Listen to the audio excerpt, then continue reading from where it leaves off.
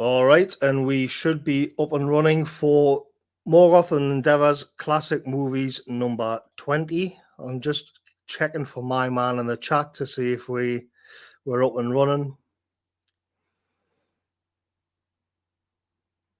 I don't see him there. And we're live. There he is. There's me little point man in the chat to say that we're up and running. So, good afternoon, ladies and gents. This is number 20. So we've got a bit of a good one. This one was quite well requested, and we've got a few guests. There may be someone else going to join us as well. The military attaché of historical knowledge. And I thought, let's just click me thingies here. And I'm hoping that everybody's got a bit of a frame of reference for this, because it's going to be a bit more dense than the ones we've usually done. Like, I feel more at home on 80s action movies. So we've got quite some heavyweight historians from our community on today. Good afternoon, gentlemen. Everybody knows Endeavour, but good afternoon, Apostolic Majesty. Hello, Morgoth, and thank you very much for having me on to discuss this very important topic and film. Thanks. We've got Praise of Folly back on. If somebody's been follows my Morgcasts that I do off YouTube, then you'll know who Praise of Folly is, Todd, by now, because he's been on there about 3 or 4 times. How are we doing, Todd? I'm doing great. How you doing, Morgoth? I'm fine. I always get nervous at the bit at the start in case it doesn't start right, and I end up having a panic attack or something about it because I hate technology. And then finally, and now we're up and running. I'm fine. And then now we've got Endeavour, who everybody knows. How you guys doing tonight? So today we're going to talk about the 1970 movie called Cromwell, featuring Richard Harris as Cromwell and Alec Guinness as King Charles. So we're getting into the territory of the English Civil War, the Parliament, Roundheads and Cavaliers, the Puritans, and all of this kind of thing, which is not my home territory. And I thought, just to sort of ease our way in, because it's a difficult one to approach this, because normally when I kind of kick off, I do a basic sort of outline of the plot, and then we can get our hot takes in, and we can kind of go off on one. But the subject matter here is like a lot more dense, and there's a lot more going on than in the usual stuff we cover.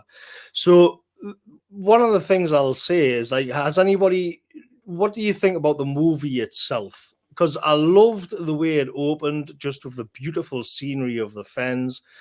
We get introduced to Richard Harris, and we get there's this sense that something's not right. We see the commoners are being cleared off their land, and it's like it really. Another thing with this is that it doesn't insult your intelligence. Now, people have got their different takes on this. A lot of people have told me that they think it's much too friendly to Oliver Cromwell. But by and large, just leaving all of that aside, I mean, we'll come to all of that later, it really doesn't insult your intelligence. Like, the way the characters speak, the way they, obviously there's a lot of politics, there's a lot of history, and it assumes that you've got a good grasp of what they're talking about.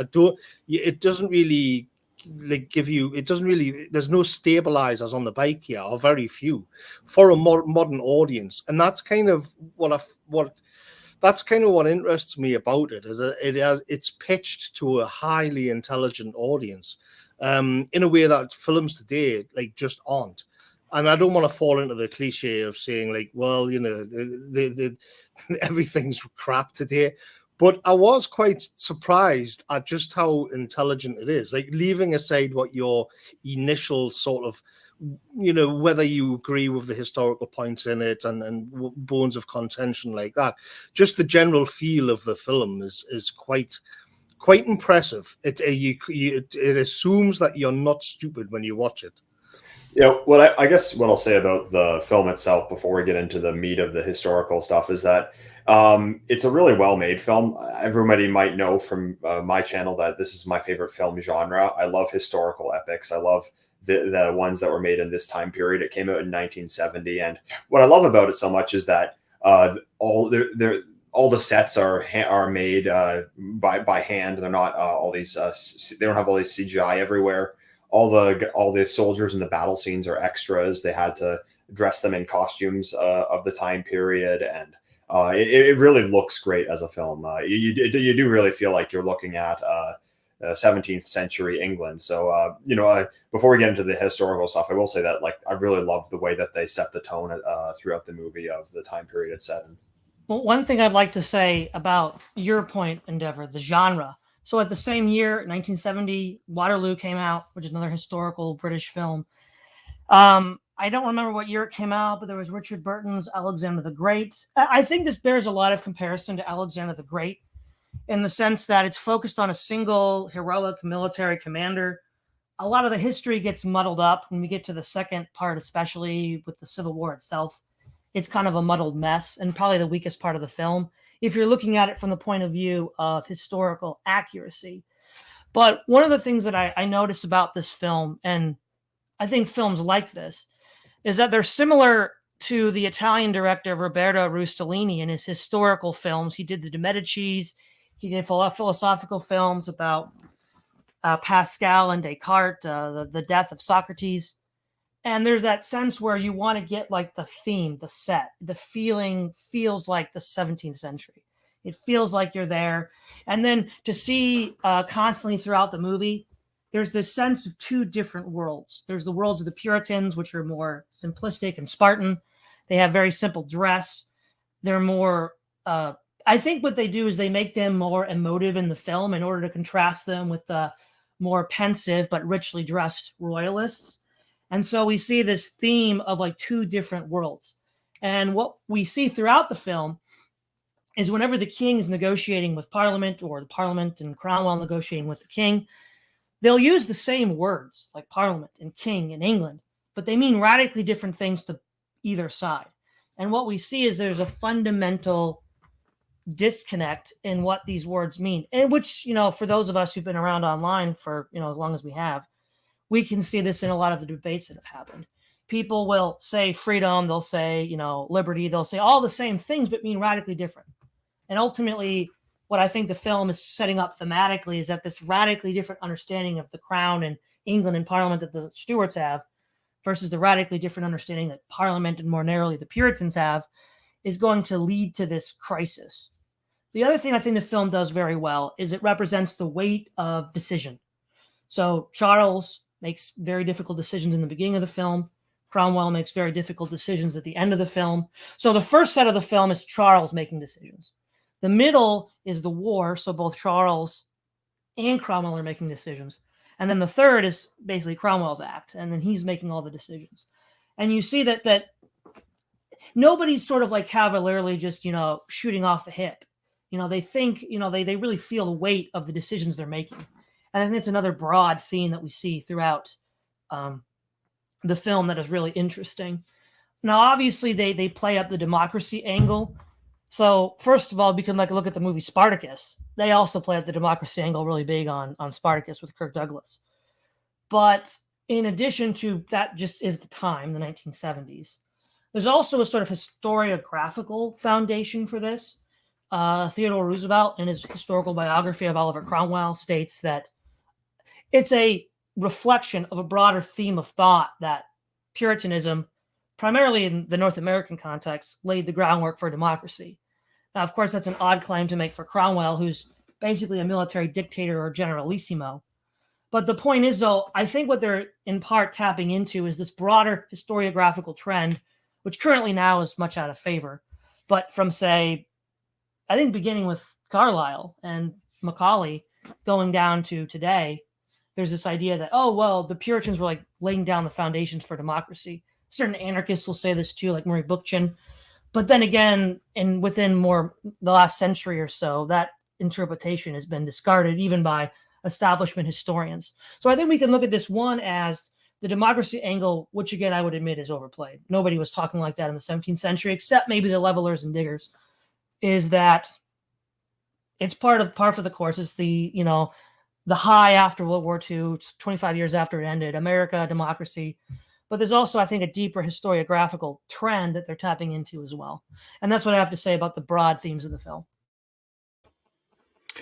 Well, I suppose just to add to that, because I can add very little to Fraser Foley's excellent summary in terms of introducing us to the historiography. In my sort of view, it is that quintessential Whig history told through a Carlylean vein of a Cromwelliad, the story of Cromwell.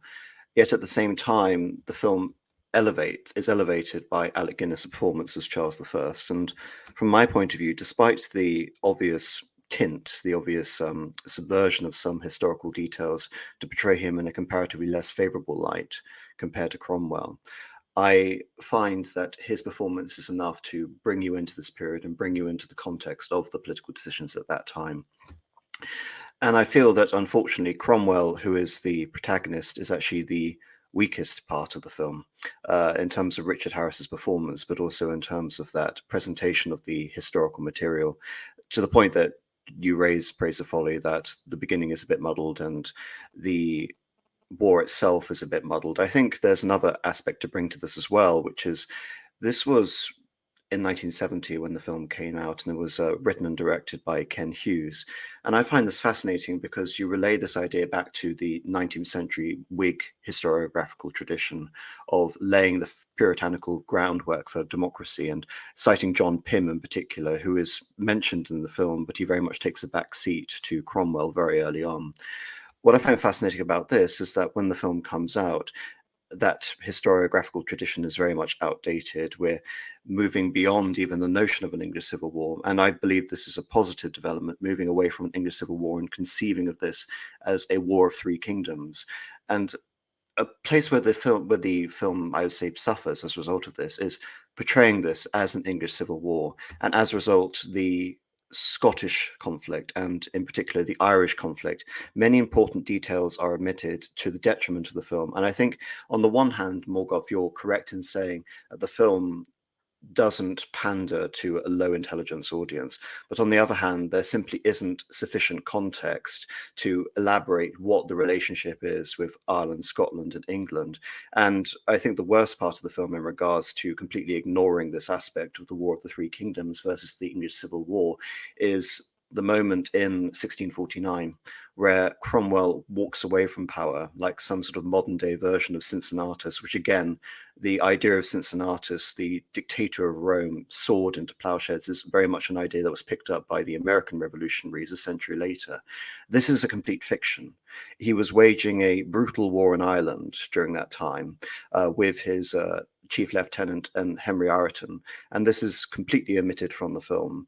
And just little things like that, they seem minor when you don't really consider them, but when you place it in the broad historiographical context, it really does seem in part like a hagiography of Cromwell. And this is why I emphasize that it's Alec Guinness's performance that really saves the film for me in terms of fading into the abyss of mediocrity.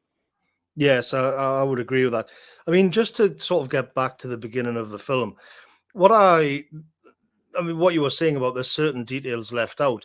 When we sort of meet Cromwell at the beginning, and he's a farmer, he kind of alludes that he's been fighting for so long, but I actually don't know, what is he actually talking about then? Because it's as if he isn't just being plucked from obscurity, he's been in a longer struggle already. I don't actually believe that. The fascinating thing you mentioned, Morgoth, earlier as well, the social upheavals, and this is referring to the enclosure movement, taking common land and enclosing it and making it into private space. In the film, it portrays it as some sort of noble intervention corroborated under the king's authority, and this really wasn't true. With the enclosure movement, it's now been sort of ongoing for 150 years, and the most sort of intense moments of it happened during the 16th century. So when we see the enclosure movement in action in this film, it's representing the tail end of this, really the sort of final phase of the enclosure movement, which was actually focused on deforestation, taking over the old sort of landless, the old sort of forest that were beyond possession. And there was indeed during the personal reign, a struggle at the beginning of this in the 1630s. I forget exactly what the revolt was called. And this is hinted at in the film and represented. And you can forgive the film for taking these little historical moments and moving them around to try and create a consistent narrative. But regarding Cromwell himself, Cromwell essentially owed his political patronage to the Montague family. And one member of the Montague family is represented in this film, Edward Montague, who is erroneously mentioned as the Earl of Manchester right from the beginning. And I think that's also something important to mention, is that there are two primary antagonists in the film. One is Charles and the other one is the Earl of Manchester. Whereas Charles, I think for the benefit of this film, is portrayed relatively accurately. The Earl of Manchester is, if anything, a cipher for all the worst aspects of the English political system at that time, encapsulated in a single person. And as a result, the characterization lacks nuance. But the irony, of course, is that Cromwell owed his very insignificant position in the Parliament in 1628 from the patronage of the Montague family, based in Huntingdon in Cambridgeshire, which of course is where Cromwell comes from. So I see Cromwell's sort of evolution into the Puritan tour de force and generalissimo, which he arrives at in the 1650s. I believe there are hints at that based on his personality, but in terms of his whole sort of political life up to that point, he has been very insignificant. And I feel that introducing him with John Pym and Henry Ireton. Henry Ireton essentially is the devil on his shoulder, always pushing him towards further, more radical action. If anything, I consider Cromwell to be very much a residual, a lesser character, a sort of hanger-on of the popular faction, of which Lord Mandeville, Edward Montague, later Earl of Manchester, was a leader. And so it's interesting that he is brought on, that it's a necessity that you come back to politics, as opposed to him being a minor part in this broad movement in 1639 and 1640. I would also add that, as your characterization about Ireton, the whole movie characterizes Ireton completely in the wrong way. He was Cromwell's son-in-law, and when Cromwell returned to England, he left Ireton to prosecute the war in Ireland, because he had to leave to fight the Scots, eventually decisively beating them at Dunbar. But Ireton and Cromwell, in fact, Ireton was at Naseby, was basically his right-hand man. I mean, he was to him what, say, Stonewall Jackson was to Robert E. Lee. I mean, he was that close, not just as far as like a relative, but also that close with regards to his military prowess. Also, too, this is a brief thing. They mentioned briefly the long Parliament, or the long absence of Parliament, and as a brief segue into how that happened. This is ancient history by this point, but one of Charles's favorites, Lord Buckingham, of which there was accusations that they were in a sodomite relationship, was put in charge of various botched expeditions. One to Cadiz, Spain in 1625. And then a few years later at La Roche in France, hoping to relive the victories of Francis Drake. And that, among other reasons, raised in funding those conflicts, because, of course, they were massive losses. So there's no way for him to make good on his payments. Parliament demanded more rights and representation, and Charles said no. And now he still had the political power to unilaterally shut them down, and he did. But then, there's an uprising in Ireland in 1640, which leads to a massacre of the Ulstermen, between 10 to 20,000. Charles sends, there have been English troops there for a long time. As you said, AM, it's the Three Kingdoms. The English have been in Ireland since the 12th century with the Normans. And so he's got this sort of like bleeding ulcer, if you will, in Ireland. And I don't remember all the specific details, but the Scots were Presbyterian, and there was a whole, I think it was about Laud's imposition of Anglican rites and rituals over all of the Three Kingdoms. And so, could I bring this up quickly? Because I think it's an interesting point in terms of bringing this back to Charles. When I look at Charles, I see a lot of sort of similarities with Nicholas II in terms of he inherits a certain conception of monarchy from his father and tries to emulate it, if anything, tries to go a step further. In the case of Charles, Charles inherited the kingdom. He wasn't intended to be king. He was the Duke of York and took over when his elder brother predeceased him. But he becomes king in 1625, having inherited this notion from James I of the divine right of kings. James I was very adamant on this fact, but he was also rather conservative, having been brought up in Calvinist Scotland. He then effectively tries to impose the English church settlement when he inherits the throne in 1603 onto Scotland. And as a result, there's this inherent friction between the more conservative aspects of Anglicanism and the more radical aspects of Scottish Presbyterianism. In Ireland, it's even more confusing because the Irish population are majority Catholic. And since the reign of James I, you have the creation of the Ulster plantations. So you have Protestant settlers also being wed into Ireland. And of course, this leads to a massive Catholic backlash. One of Charles's great deputies, who's represented in the film, the Earl of Strafford, has been there for 11 years trying to keep the peace in Ireland. And for the sake of the film tries to open this up as Charles having divided loyalties. Would he prefer to ally with the Catholics, or would he rather, again, crush the Protestant, the Covenant? And again, I think this is where the film, the War of the Covenanters, and there are two bishops' wars, if I remember, in Scotland. And the way that the film tries to bring this up, I think it's hinted at, is the idea that when Parliament is summoned, Parliament would rather fight the Irish and ally with the Scots than basically make peace with the Irish and fight the Scots, which is what the king wants to do.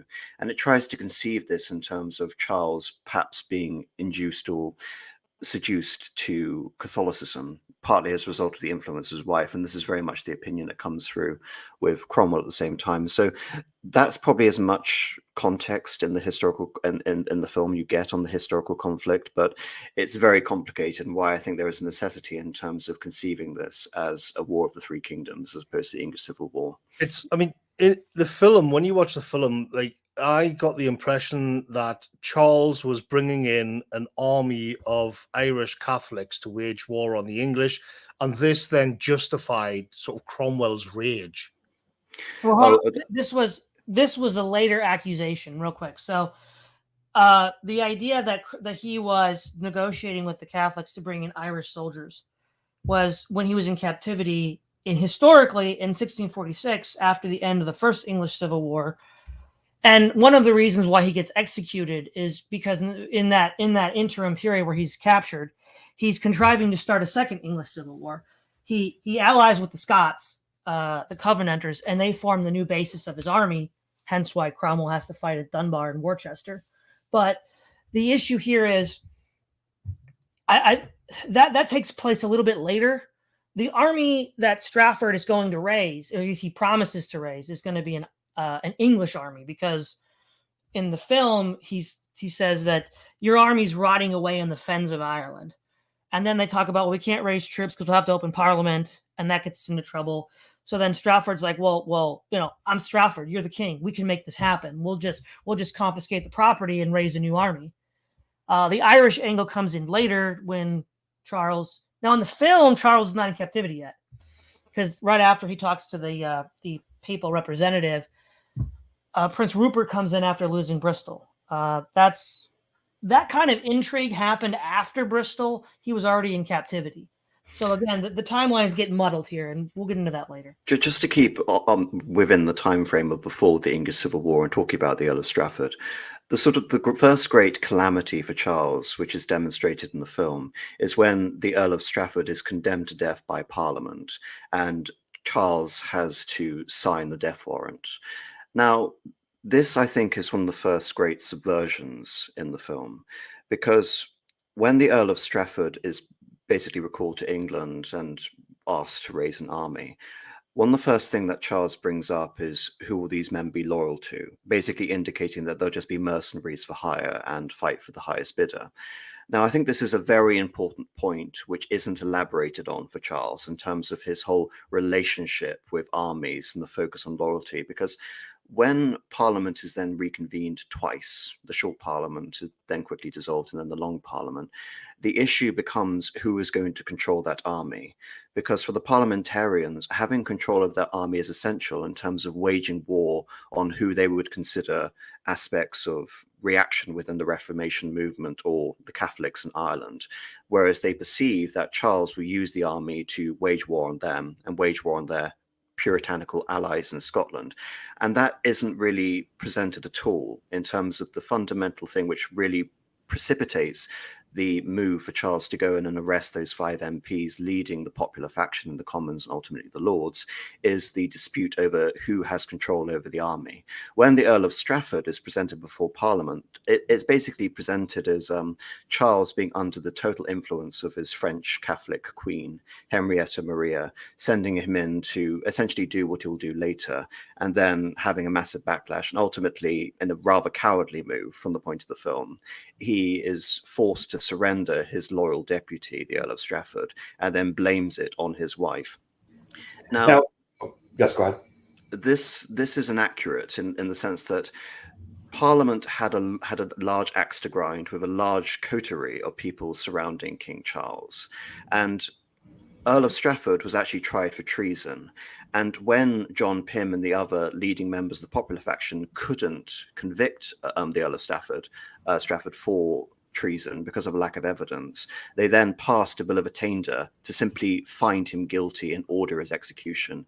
And the same thing is done with Archbishop William Laud, the Archbishop of Canterbury, who had been responsible for the seemingly conservative reforms within the Anglican Church, which is hinted at in the film regarding the position of the adoration of the altar, which Cromwell reacts very violently to in the film, where he goes before the priest and just tears down the ornaments on the altar and the cross.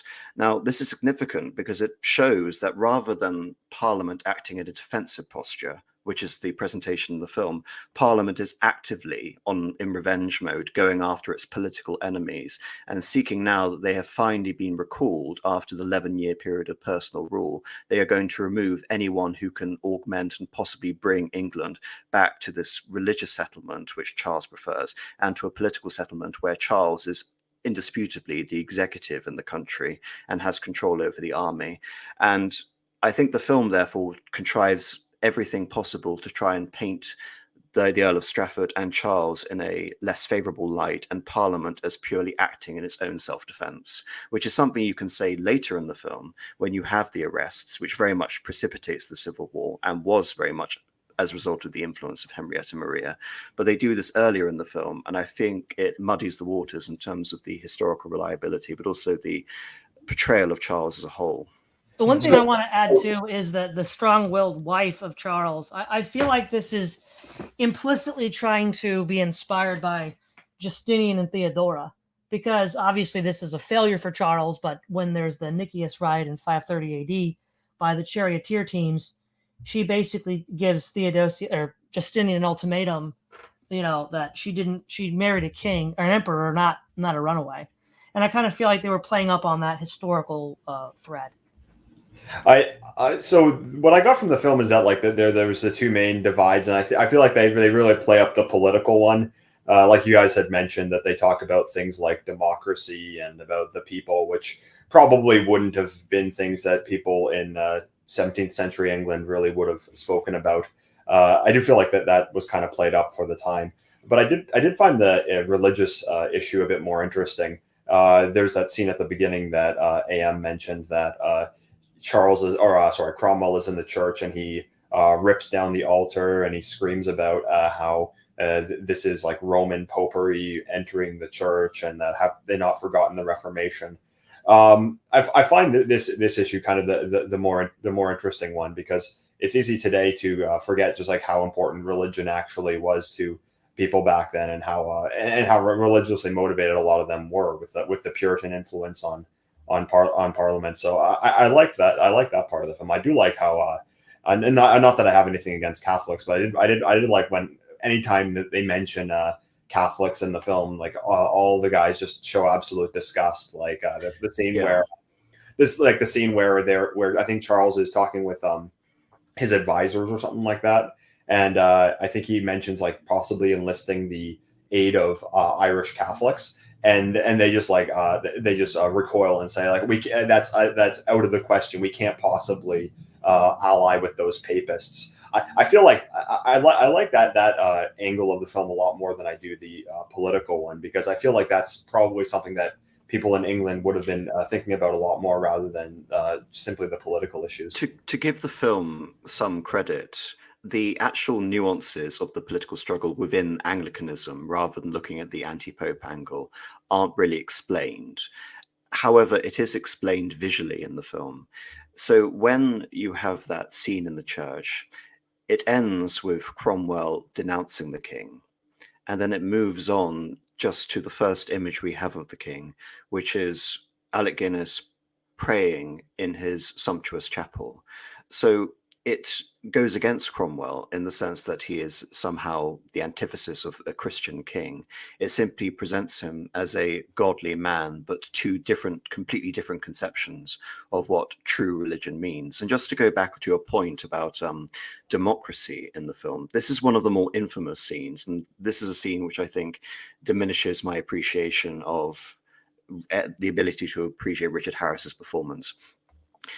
He comes in and he's part of this assembly, which he wouldn't have been a member of because he wasn't prominent enough. But he's part of this faction representing Parliament, presenting their demands to the king.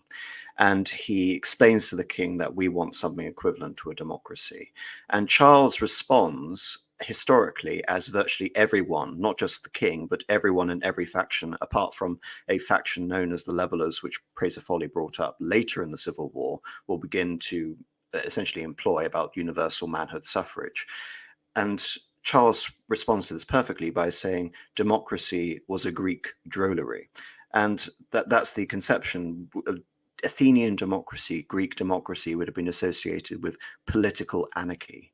And any sort of hint of democracy, or using that term sincerely as Cromwell meant it in this film, all it does seem to retroactively try to place Cromwell in the pantheon of heroes of Whig history, leading to the English constitutional settlement with the Great Reform Act in 1832 and the later Electoral Reform Act in 1867. But going back to the Catholic point, because the Catholic point and the democracy angle are both presented in that single scene, as they're having this conversation with Charles, the Queen walks in.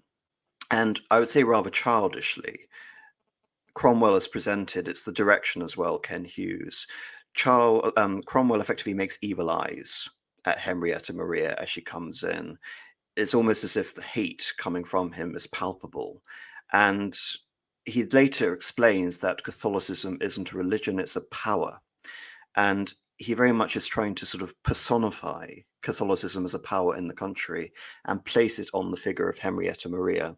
Now, the film hints at this idea of an international struggle, at some sort of calamity between Catholics and Protestants, yet it doesn't mention the fact that there is the 30 Years' War going on at this time, which was a crucial factor in terms of understanding where the foreign powers essentially perceived the English Civil War.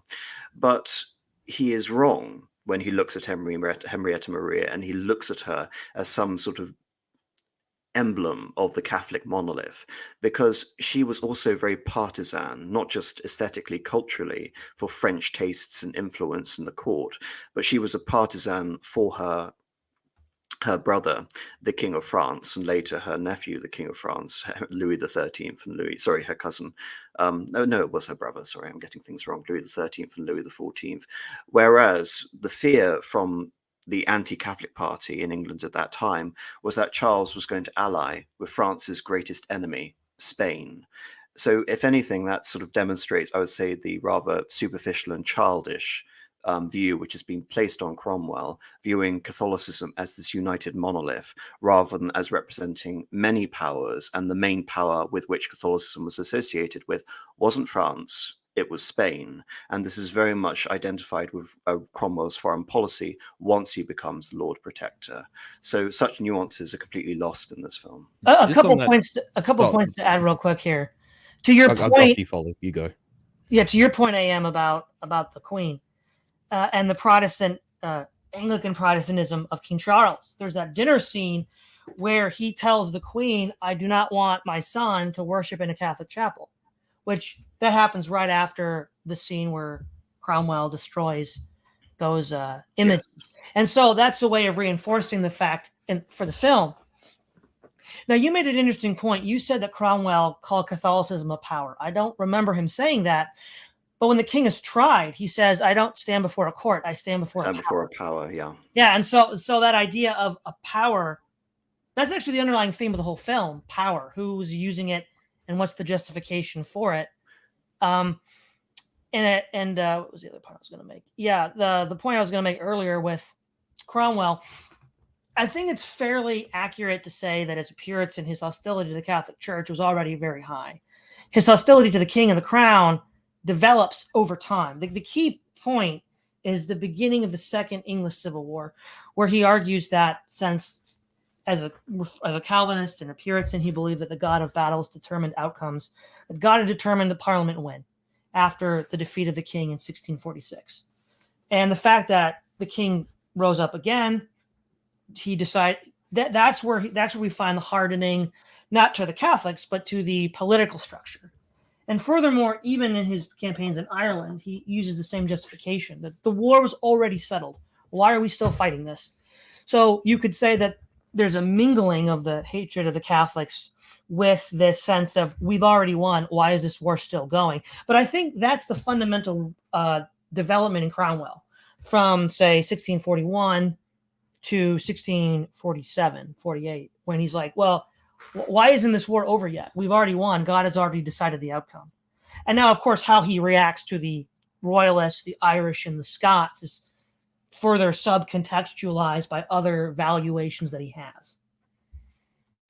All right, welcome to the stream, Furious Pertinax. Indeed, thank you, Morgoth, and apologies for my tardiness, and thank you for holding the fort while I was gone. Can I just quickly ask a question whilst AM was going? Just something pertaining, because you mentioned, yourself and Folly been talking about Catholics. I did notice a scene, because I actually had never watched Cromwell before, we organised this stream. I did notice a part of the monologue, the first sort of scene with Richard Harris, obviously talking in that room with the fireplace. I can't remember who he's actually talking to, but he mentioned something about how the king taxes the rich beyond their means and takes land from the poor to fund basically his lavish courts and the Catholic Queen. Would he have seen Catholicism, obviously as a Protestant, would he have seen sort of Catholics and Catholicism as something foreign to England itself, and also something antithetical to perhaps parliamentarian ideals, that Catholics would have been this sort of malignancy sitting inside of something which Cromwell would have had maybe sincere or insincere beliefs towards, and that the eradication of that was something which he considered paramount in order for the parliamentarian cause to prevail? There are three sort of things there. The first thing is, I'm not sure, because Cromwell isn't omniscient. He isn't the historical narrator. So you can very much chalk this up as Cromwell's own perspective. But like I said, the enclosure movement was, in full swing by then. It wasn't a result of Charles I. The taxes were rather minor. Rather, they were sort of these legalistic loopholes, like the ship tax, meant to get around the ability to summon Parliament. And consequently, Charles had to maintain a policy of peace because he couldn't raise an army without consulting Parliament. The personal rule depended on an incredibly sort of stringent sort of fiscal policy.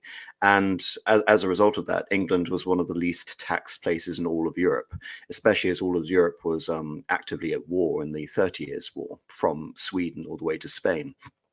On your other point regarding Catholicism as something foreign, well, you have the memory, not too far distant memory, within the film of the Spanish supporting the Irish and the Catholics in the 8 Years' War, which would have ended around the ascent of James I, so only some 35 years or so before the reign. Then, of course, you have the gunpowder plot in 1605. All of these things are to confirm sort of a pathological anti-popery in the minds of English subjects, and why James I was very keen to adopt this conciliatory posture towards what would later become High Anglicans and the more radical Puritans within his movement, basically a continuation of the Elizabethan settlement. However, Charles goes further than that. And what is significant about William Laud is that William Laud is trying to, the Archbishop of Canterbury, tries to reconcile the Catholic Church of pre-Reformation with the Reformation movement, which was mainly inspired by Dutch and even Scottish reformers influencing Thomas Cranmer. And because of this, there was something inherently sort of seen as Catholic about this movement, because it was trying to reconcile some aspects of the earlier church. But the way that Charles conceived it, the way William Laud conceived it, was as a continuation rather than a breach in the history of Church of England. So seeing it as a English nationalistic movement. But from the Puritans, it very much was seen as a foreign imposition. And their hatred of the Church of England and the structures of power that existed at that time went further than Presbyterianism. A faction that emerged during the Civil War and coming through the New Model Army was that of Congregationalism, the idea that every church is its own sovereign entity. There are no bishops. There is no head of the Church of England. The Church of England would be disestablished, and every church would become its own realm unto itself. So there is something incredibly radical and increasingly radical from the demands of the parliamentary faction who would later become the army. I mean, one thing. Oh, yeah. Did you want to add something? No, I just want to thank you for the answer. No, sorry, go ahead, Endeavour. My apologies, mate. Yeah, what I wanted to say was that I do like when we, because with the political aspect of the film, it does like pander to modern day or post World War II values about like democracy and things like that. But I always do enjoy when there's historical films which aren't really geared towards like the modern day sensibility. So I do like the element of the religious conflict in this film, and I wish they focused on it a bit more, because I do like films like war films like this when they're fighting over something that isn't really just kind of this universalist value. So like the Cromwell and the Protestants, they're not actually like tolerant. They aren't universalist. They aren't really asking for like a freedom of religion. They're asking for a specific kind of religiosity to be imposed. And that's one thing I always appreciate in historical films. I did like when because we're kind of jumped ahead. We haven't even touched on the military aspect yet. But what was just touched on before, when King Charles is sort of on trial in the Parliament, and he doesn't, because the Roundheads have dressed themselves up with a lot of kind of pompous language and these endless appeals to God of telling them what to do. And I feel that Charles just cuts through that when he says, like, all he really is standing before here is a power. I recognize it as a power. In other words, there's nothing transcendent here. There's nothing sacred to any of this. It's just men with guns. And that's a point that's made time and again by how frequently Cromwell seems to bring the army just to stand in Parliament, but in a threatening manner. There's no higher ideals here. You just have power. And when people say, well, this movie is very sort of biased towards Cromwell, there is some very cutting lines from Charles on these aspects of it, I think. Just to reinforce that, sorry, Praise Folly, just to reinforce that, Morgoth, I know we're jumping around in the timeline, but I really want to sort of build upon this idea. One of the pivotal moments in the film, which is actually seen as the downfall of Charles and the beginning of the transformation of Cromwell into a full-blown revolutionary res republican, is the moment where he goes over the heads of the parliamentary faction, and it's indicated with Pride's purge, albeit Cromwell's responsible for it, not Pride, and goes over to the king and tries to present him with a settlement directly from the army. And Cromwell threatens the king, saying that, yes, I have 50,000 men. I can impose a new order in England overnight. And the king, rather dismissively, just refers to him and says, then why, Cromwell, do you not do that? And then, of course, the king correctly understands that this is actually a benefit to him, because the parliamentary faction and the army are now dividing. And so he seizes an opportunity effectively to play for time and seek foreign allies. And this is one of the most insidious aspects of the film, which is the betrayal of Sir Edward Hyde. Sir Edward Hyde had left Charles's court in 1646 at the end of the First Civil War. not because he felt sympathy with Cromwell or the Republican faction, but rather he was critiquing Charles from the right, not from the Puritan angle. Sir Edward Hyde was horrified that Charles was willing to make an alliance with the Scottish Presbyterians.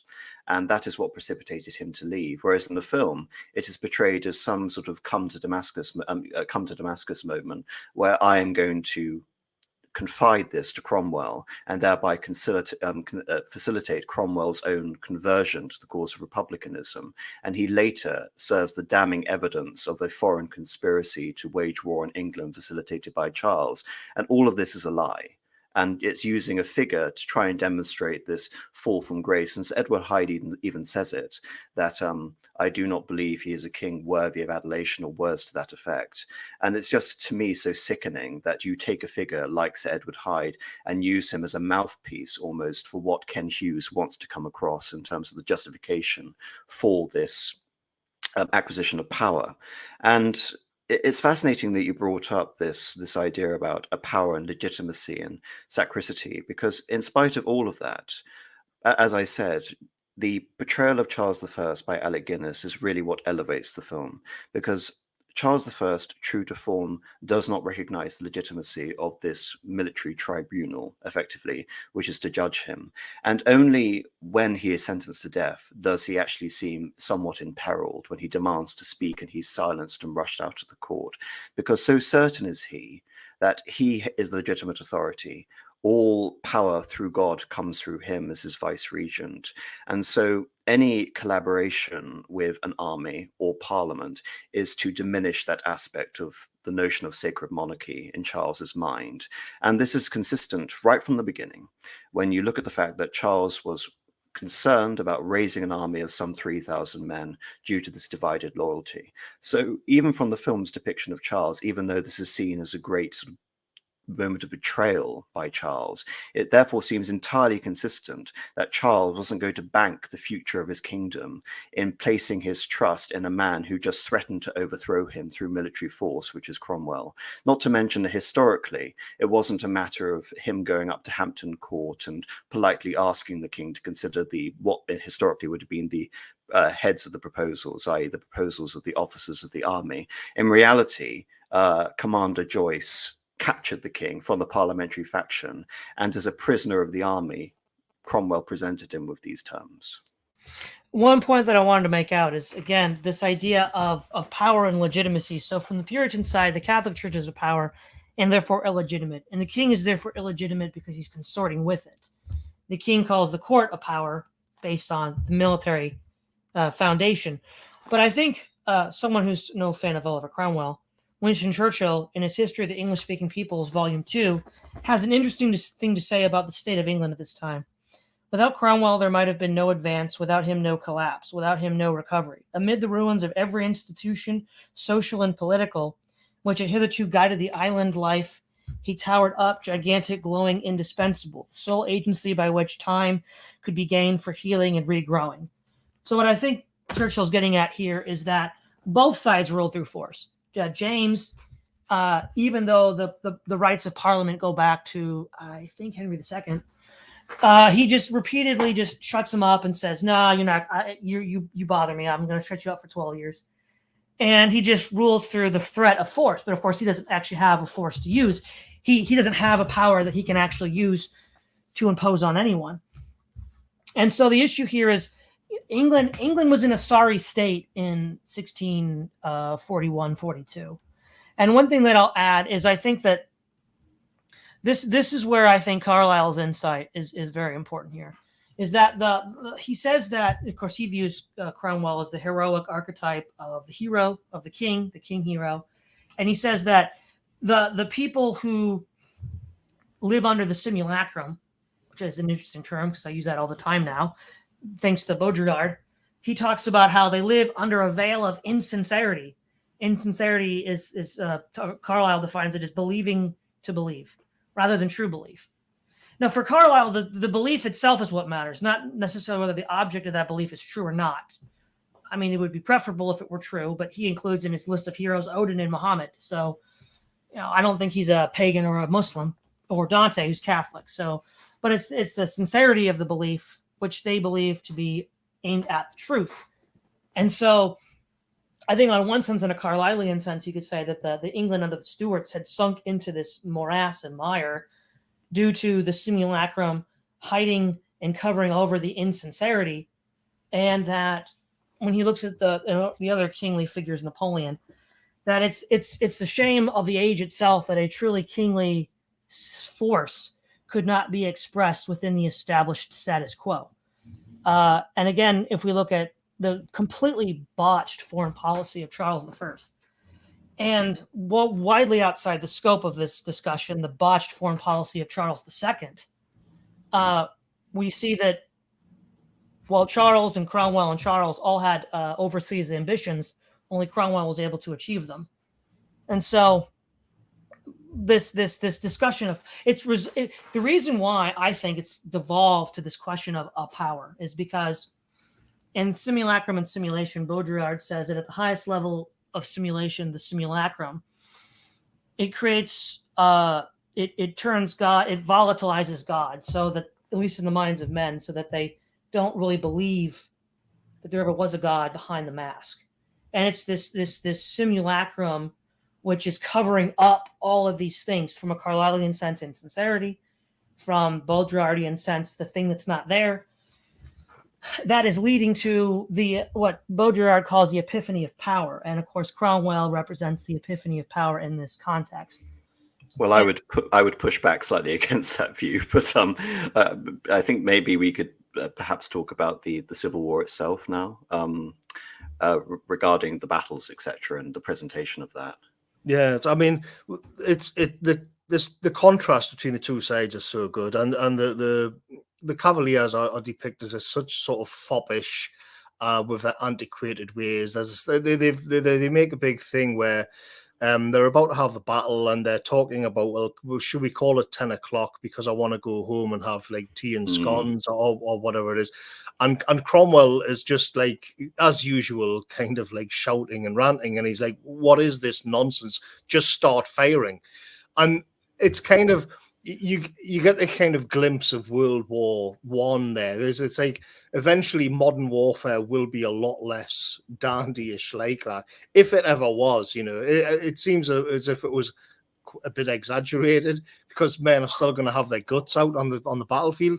But I do kind of get it that when you do away with so much of this pomp and you are just talking about raw power, then it has a certain logic to it where all of these things just get tossed out. But yeah, I'm happy to dive into the battles itself. Well, it's very funny. Sorry. I was just going to say, if I might add, I just want to give a brief overview of the chronology of the First Civil War and how the movie got it wrong. For me, that's the hardest part of the movie to watch. So in 1642, the first major encounter is at Edge Hill, which was actually a parliamentarian minor victory rather than a defeat. The primary cause for the defeat was after, what was his nephew's name? Prince Rupert of the Rhine drives, I forget which flank he was positioned on, drives the parliamentarian horse away. He loots the baggage train and never comes back. And so Folly, just to say, the royal right and parliamentarian left. Thank you. And then the parliamentarian foot eventually overpower the king's foot, but they don't have sufficient horse to pursue. And so the whole thing is largely inconclusive, but it's decisive in the sense that if the king had won at Edge Hill, he could have marched right on London. But at that point he couldn't. And so the war, which could have been ended within, a month, lasted for, a better part of a decade now with 3 civil wars. And then broadly speaking, from 1642 until 1644, we have what I would call the sort of militia forces. So Charles Firth, the early 20th century historian on this conflict, most troops there's no professional standing army in England. And as you said, the army that Charles had was very small and ill-funded. These are essentially regional militias that are operating in their counties. And one of the reasons why the conflict is so inconclusive for so long is that they can't be deployed from each of these counties. So you win a battle and then you want to pursue deep into enemy territory, but they're like, well, hey, that's not my county. I'm not going in there. And so you have this sort of base, and as the different counties take sides, you have this patchwork hodgepodge. but nobody can deliver a knockout blow. You can win a little battle over here or a little battle over there. At the Battle of Newbury in 1643, due to lackluster performance of the English, I actually think Manchester might have been in charge at that point. Cromwell begins to push for the New Model Army, which is a standardized professional army. On top of that, there's this sort of focus on religious conviction. So in war, the moral element is often considered the most important. And so Cromwell understands that and decides to pick men that he believes are properly motivated, as well as trained, as well as funded, as well as equipped. From the New Model Army, we eventually get the Redcoats, which we have down until, right before World War I, because I think the Redcoats were switched out during the Boer War. And so then what happens is we have a professional army. And this New Model Army then defeats the king at Marston Moor in 1644, decisively defeats him at Naseby in 1645. And then in 1646, he's captured. And then that's more or less where the movie ends. If it's possible, because I find many aspects of this funny in terms of the film. And again, I wonder why this is the case, because the film omits certain details which are crucial in terms of the formation of Cromwell. And I would essentially characterize the entire presentation of the war from the film's point of view as just complete nonsense from the beginning. The funniest thing is you mentioned Morgoth, the obsession on timekeeping, ensuring that the battle happens exactly at 9. Well, historically, there is a reason as to why the Earl of Essex, the Earl of Manchester, who wasn't even the Earl of Manchester at Edge Hill, wouldn't have been there in a commanding position. But the reason why the regal faction, the noble faction of the the parliamentary forces, was so determined not to wage a war of annihilation like Cromwell is that there isn't this impending religious motivation about Calvinist ideas regarding predestination, assuming that struggle, taking power from the king and imposing rightly guided religious order in England. From the view of the parliamentarians, war is just an extension of this conflict with the king they've had in Parliament, which has now been taken out on the battlefield, and it's simply a means of gaining concessions from the king, which is showed in a rather, that you can say, base way with the performance of the Earl of Manchester later in the film. So this would explain their lackluster performance in the film. But what I find remarkable, just in terms of the tiny details, Cromwell wasn't even at the battle. He was late for the battle, which is funny enough in terms of him being this prime motivator in terms of instigating the battle. And of course, as Praise of Folly said, the battle wasn't a royalist victory. It wasn't really a victory for either side. And had Charles won, as was portrayed in that film, he would have been able to retake London and in all likelihood probably ended the war there and then. And the leading factions, the parliamentarian faction, would have been hanged, and likely Parliament wouldn't have been summoned for another decade. So in that sense, the film is trying to portray this as a great struggle for Cromwell against insurmountable odds of which he has to overcome, and in so doing makes a nonsense of the narrative. Cromwell makes a point to Essex and Manchester afterwards that he's basically fighting the sons of the nobility, when in reality there was, as Praise of Folly mentioned, in this battle of the militias with no standing army in England, there was very little to actually distinguish one side from the other. Timothy Dalton, who later becomes a character for James Bond, goes on and betrays Prince Rupert of the Rhine in a rather silly way, but he does represent this aspect, which is key in terms of the recklessness of the cavalry, in terms of looting the baggage train rather than going on and making essentially the retreat into a rout for the army. So Edge Hill is, by necessity, in terms of the narrative for the film, portrayed as a victory, so Cromwell can go off to Cambridgeshire and assemble the new model army, which is to meet independently at Naseby, which is characterized as the turning point in the war. Now, this is all nonsense. Naseby was effectively the definitive battle which decided the war in the favor of the parliamentarian faction. Marston Moor had assured the conquest of the north by the parliamentary faction, and this is the battle where the new model cavalry under Cromwell is able to lead a decisive defeat against Prince Rupert. It's fascinating to me that this whole battle was omitted, and instead in the film's portrayal of events we get a total fiction. The total fiction is that at Naseby, which is the crucial battle and not Marston Moor, we have a parliamentary army under Cromwell, not Sir Thomas Fairfax, who was portrayed as Cromwell's subordinate, not superior, who is betrayed by the lethargy of the Earl of Manchester, who doesn't arrive on the battle, facing a royalist army which appears to be winning the war, according to the film's narrative, and they're outnumbered 3-1. In reality, this was the royalist army's last great stand. Charles knew this and was prepared to fight an army which outnumbered him nearly 2-1. So that's how subversive the film is in terms of completely recasting the Civil War narrative of the film. Because there was essentially no doubt that Cromwell was going to win the Battle of Naseby. And this whole, you can say, frustration he has with the Earl of Manchester over the lethargy and ineffectualness of the command doesn't arise from Edge Hill. It arrives after Marston Moor at the Second Battle of Newbury, where Manchester is criticised as not being able to win the war sooner due to his inability to win a decisive blow against Charles. There's also another little point which I want to bring up, which is the betrayal of Prince Rupert. Prince Rupert is dramatically dressed down in a scene with Charles. And I just want to go on a tangent about Alec Guinness's performance as Charles I. One of the wonderful details which really makes Alec Guinness's performance spectacular is that Charles, having not meant to be king, wasn't even expected to survive to adulthood. He was very weak, very sickly. Very late in his life, he learned how to walk, and he had a stammer. And what Alec Guinness is able to get across is Charles is very clearly a man with a stammer who is overcoming it with great effort, and therefore clear, perfect enunciation for every word is utilized to overcome this disability. If anything, you could psychoanalyze this and say that the emphasis on beauty and perfection of form and good manners and taste is a compensation for this fundamental weakness, but I don't believe that analysis is necessarily pertinent. But nevertheless, from that, when it comes to the scene with Rupert, we see hints of this with his admonition of the Queen earlier on in the film. But here he loses it. He stammers, his whole speech pattern changes. And I'm not sure whether this is Alec Guinness and just his voice coming through, or whether this is him trying to portray a more realistic Charles, who of course was born and raised in Scotland before King James moved the court to London.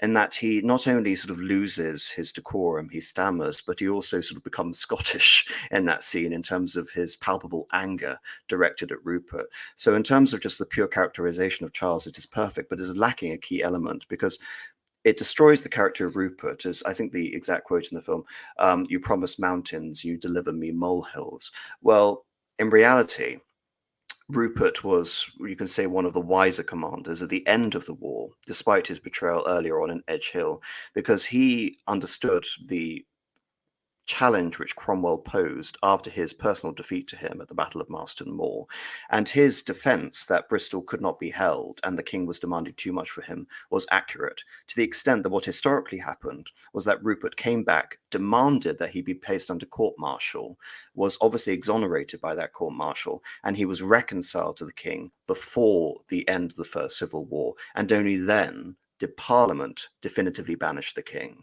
So little nuances, which I would say damage the reputation of these individual actors for the Royalist Army, and obviously for the parliamentary faction if we're talking about Manchester.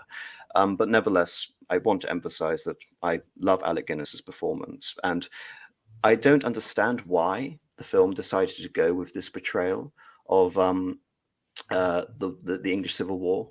Again, it's almost like this Braveheart-esque strategy of trying to constantly portray this great heroic struggle against insurmountable odds. But if anything, I think the story of taking these ragtag militias and Cromwell being able to create an army which serves as a military and a political force, and being able to supplant his aristocratic military commanders and assume this position as general of cavalry for the parliamentary forces is really inspiring in and of itself. And I wonder why the film constantly has to make these dispensations for Cromwell, like placing him ahead of Sir Thomas Fairfax rather than underneath him, and making Cromwell the head of the army from the position of a colonel in the film, which of course never happened at all. So it's interesting really that at the same time they're elevating Cromwell, yet they're also diminishing his accomplishments. It's a very strange mix, and I want to try and understand the logic, because clearly they're aware of the history in order to subvert it. I think 2 quick points I just want to make. Yeah, as your point, AM, yeah, at Naseby and even at Marston Moor, there was a united command. All of this dilly-dallying and waiting around was gone. That was, like you said, the Second Battle of Newbury. And the other thing was, as far as the, just one point I want to push back on slightly, the reason why in the First English Civil War, and arguably the Second and the Third, the reason why Cromwell moved with such decision and swiftness, again, according to Charles Firth, he's almost Napoleonic, and I think Charles Firth is probably inspired by Carlyle, since Carlyle puts Napoleon and Cromwell together.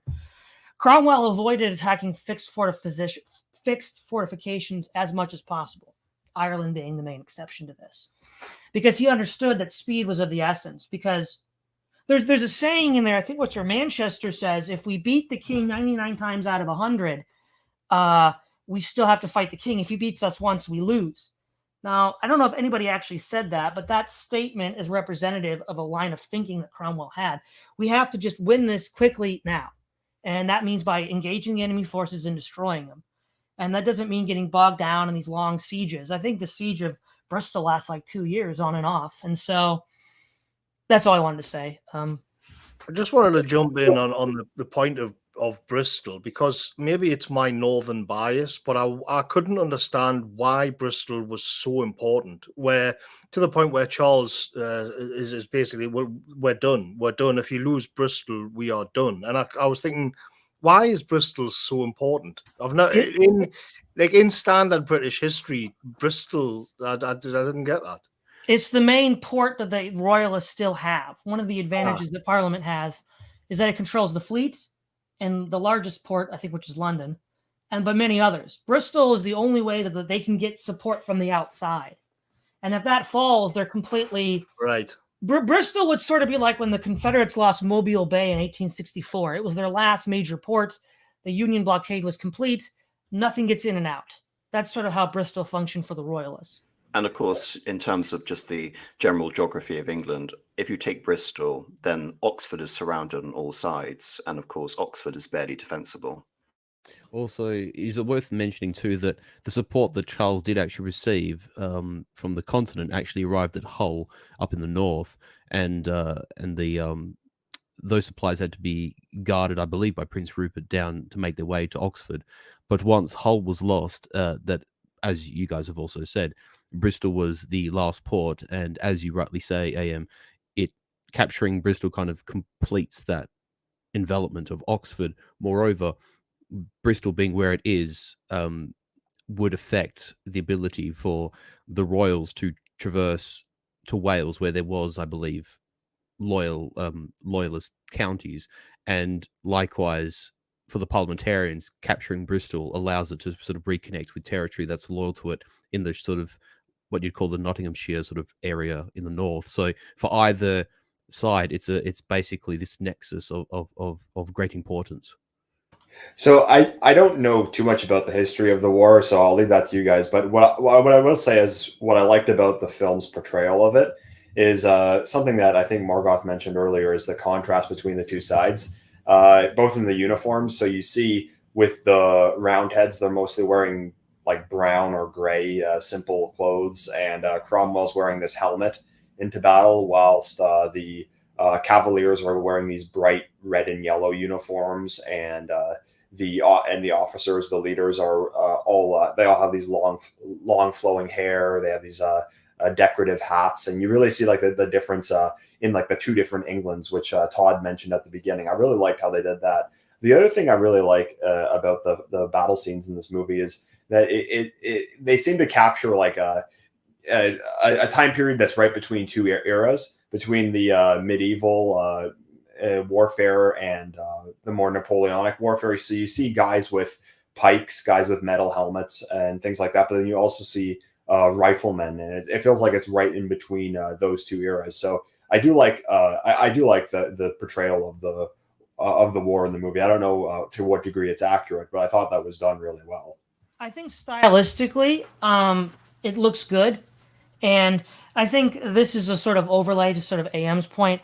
I think what the movie lacks in historical accuracy and the sort of the fudge factor, it to some extent compensates with spirit.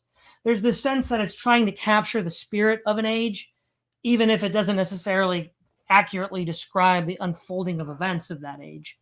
And I think that the spirit is fairly well captured. For example, they mention a little thing, you see it, but they don't talk about it much, is Prince Rupert's poodle. Prince Rupert was known to go into battle with his poodle. But do you want to say something, Am? Well, no, I just, in terms of those details, the film is littered with them. Even going back to the scene where we have the arrest, there is that famous quote by the speaker: "I have neither eyes to see nor ears to hear, and I can only act as I'm directed by Parliament." And Charles I responding, "It seems that the birds have flown." There are tiny little moments like this, and substantiated with Prince Rupert's poodle, which show a wonderful attention to detail, which I think is lost when it comes to the bigger details of the film. I mean, I don't have any problem really in terms of combining Edge Hill and the Second Battle of Newbury into one battle, or maybe just ignoring Edge Hill and making it the Second Battle of Newbury. I do have a problem, though, in taking the Battle of Naseby, which was, you could say, the king's last stand against great odds, and ultimately he was defeated, and trying to make it the complete opposite and making it into a Cromwellian victory against all odds, and this ultimate triumph against the incompetence of the aristocratic parliamentary faction, which are the themes the film is very much trying to get across. But as a result of it, the entire historical narrative which the film is trying to portray is completely irrevocably undermined as far as I'm concerned. I would say as a brief summary of why Parliament won, with the way the Civil War, the dividing lines were initially settled. The money, of course, because Parliament represents a kind of moneyed interest, they had the funds, the deeper pockets to fight the war, and that alone, I think, over enough time could ensure victory. Though it wouldn't necessarily, with other things being the case, if they had still incompetent leadership like they had from 1642 to 1644, they might not have been so successful. The other thing was they had the most of the Navy sided with Parliament, which meant that they could blockade the Royalist forces and prevent them from getting supplies, or at least make it very difficult, while at the same time getting supplies and financial support from the broader world. And then thirdly, while both sides muddled along for the first 2 years with a kind of military amateurism and incompetence, what we see with the parliamentarian forces under Oliver Cromwell, this is the real I think genius of Cromwell, is he takes men with no prior military training, no prior military experience, and in less than a year turns them into arguably the finest army in Europe. In 1658, reporting on the Battle of Dunkirk, where Turenne of France fights the Spanish and some royalist candidates, he says that the parliamentarian forces were at that. Now Cromwell's not directly leading them at this point; he's in England as Lord Protector, were some of the finest men he'd ever seen fighting in Europe. Now, the real problem with the Royalists is just the profound levels of incompetency we see all throughout the military campaigns. And I'll just focus on one example. The fact that Rupert did not stop sacking the baggage train and attack the parliamentarian forces at Edge Hill, which could have won the war within a month, should have alone got him sacked. And then he does it again at Naseby, and which is the last stand of the Royalist forces. Now Cromwell and Rupert are on opposite flanks at Naseby, whereas in the movie they're fighting each other, which is silly. They didn't fight each other. He was too busy sacking the baggage train. Cromwell sends a small detachment of his cavalry to pursue the fleeing Royalists, but takes the vast body and wheels into the rear and the flanks of the Royalists, cutting them to pieces. And the fact that for 3 years, Rupert was just this hanger-on, botching things up on the battlefield, costing the king the war, shows that this sort of preferential treatment of royal... In fairness to Rupert did represent that tangible link with the continent. And if anything, his presence was a boon to the idea that the king was representing Protestant interests over Catholic interests. It's not at all indicated in the film, but Prince Rupert was the son of the Winter King of Bohemia and the Elector of the Palatinate, who was the principal sort of mover and primary victim of the early phases of the 30 Years' War. His cause was essentially that of the Protestant cause in Europe, and so his presence in the royal camp was enough to remind the royalists that the king was not in fact just a crypto-Catholic who was prepared to betray the nation and carry over to Spain, which was the great fear of that time, because of course what was, France entered the 30 Years' War in the 1630s, and France was determined to see the restoration of the Palatinate, which was ultimately achieved in 1648. So there was a major political motivation rather than just nepotism as to why Rupert would be so prominent in the royal ranks. Well, I'm not arguing about the propaganda use of him, but I think the nepotism is putting him in command of armed forces. He could have been held as a attaché or a diplomat with other forces, but putting him in, especially after his horrible performance at Edge Hill, it's really inexcusable that he wasn't sacked then and there. Whereas at Naseby, really when everything was on the line, he just did the same mistake. What it shows to me is that the sort of dissolute character of someone like Rupert can't be changed even in the course of a war. Imposing discipline on yourself and on your men, if you haven't ever imposed discipline in your entire life, is not something that you can just snap your fingers and get immediately. And in fact, I think there's like the 5 rules of the SOF. One of them says that the kind of specialized training you need to be SOF cannot be summoned at the moment of an emergency, but must be cultivated beforehand. Now, there's something they mentioned in the film at one point, that they say that the Royalist army is relying on foreign soldiers, whilst the Roundheads, the parliamentary army, is relying mostly on homegrown soldiers. Now, I do know that in the first phase of the Civil War, the Scottish were on the side of Parliament, and then in the second phase, Richard enlisted Scottish men, and they were on the side of the king. But to what degree is that accurate? To what degree were the Royalists really relying on foreign troops? I would say that's more the case in the Second and Third Civil Wars. Yes. The main English contingent was destroyed at Naseby. Now, to the extent that Charles I and then later Charles II fought 2 more civil wars, it was with Scottish troops, and they were trying to get troops from elsewhere, from France and Ireland, and they never really manifested. And this is why the Second English Civil War and the Third English Civil War are misnomers in terms of historical categorization, because these are very much wars involving the other kingdoms, Scotland and Ireland, and extending the conflict there. And this is what sort of confuses the matter, I think. But the English part of the English Civil War, as far as I'm concerned, really ends in 1646, apart from a series of uprisings that we see in England, but don't really amount to great military success on English home soil. It's fascinating in a way that point is brought up at Edge Hill. And I think it's brought up by Essex in reference to Rupert of the Rhine, in which case that at that time it would have been completely inaccurate. It would have been far more accurate, as Praise of Folly has alluded to, post-Naseby, and is shown in the film, where the king is making a pact with the Irish Confederates. So, I mean, one thing that I'm not a military historian by any stretch, but I do get the sense that enlisting foreign troops is generally not the greatest idea. I've read Machiavelli's The Prince, and I have another point to get into later about that, but the one point that he makes in the book The Prince is that enlisting mercenaries is pretty much useless, because their heart isn't really in the battle to the same degree as homegrown soldiers are. Men who you're going to be asking to die for you. And would you say that played a role in the English Civil Wars, or the Wars of the Three Kingdoms? Because they played up in the movie that like Charles is trying to get this army of Irish Catholics to invade England on his behalf, and that basically this is just a huge affront to both England's sovereignty and to their own religion, having to turn to like their mortal enemies, the Catholics, to help him win the war. So one thing I want to say here, yes, I actually think this is important, because there's a certain level of political and justification that the Parliament gives, which we haven't really talked yet for this whole war.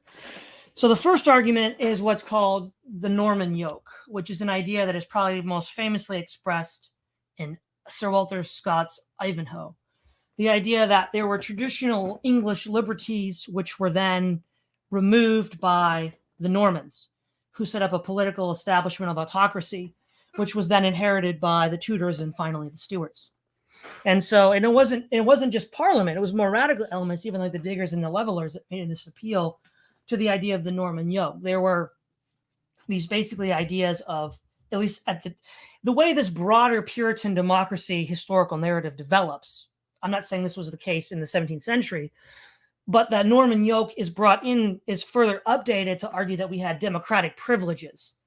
That's probably not accurate. But what was brought up, for example, by Gerard Winstanley of the Diggers, is this used to be our land before the Normans came and took it all. And then furthermore, before it was taken by the kings of England in the recent Enclosure Acts. And in that sense, I think that's correct. There was much less land ownership in the hands of a few during the days of the Saxons, culminating with the defeat of Harold Godwinson.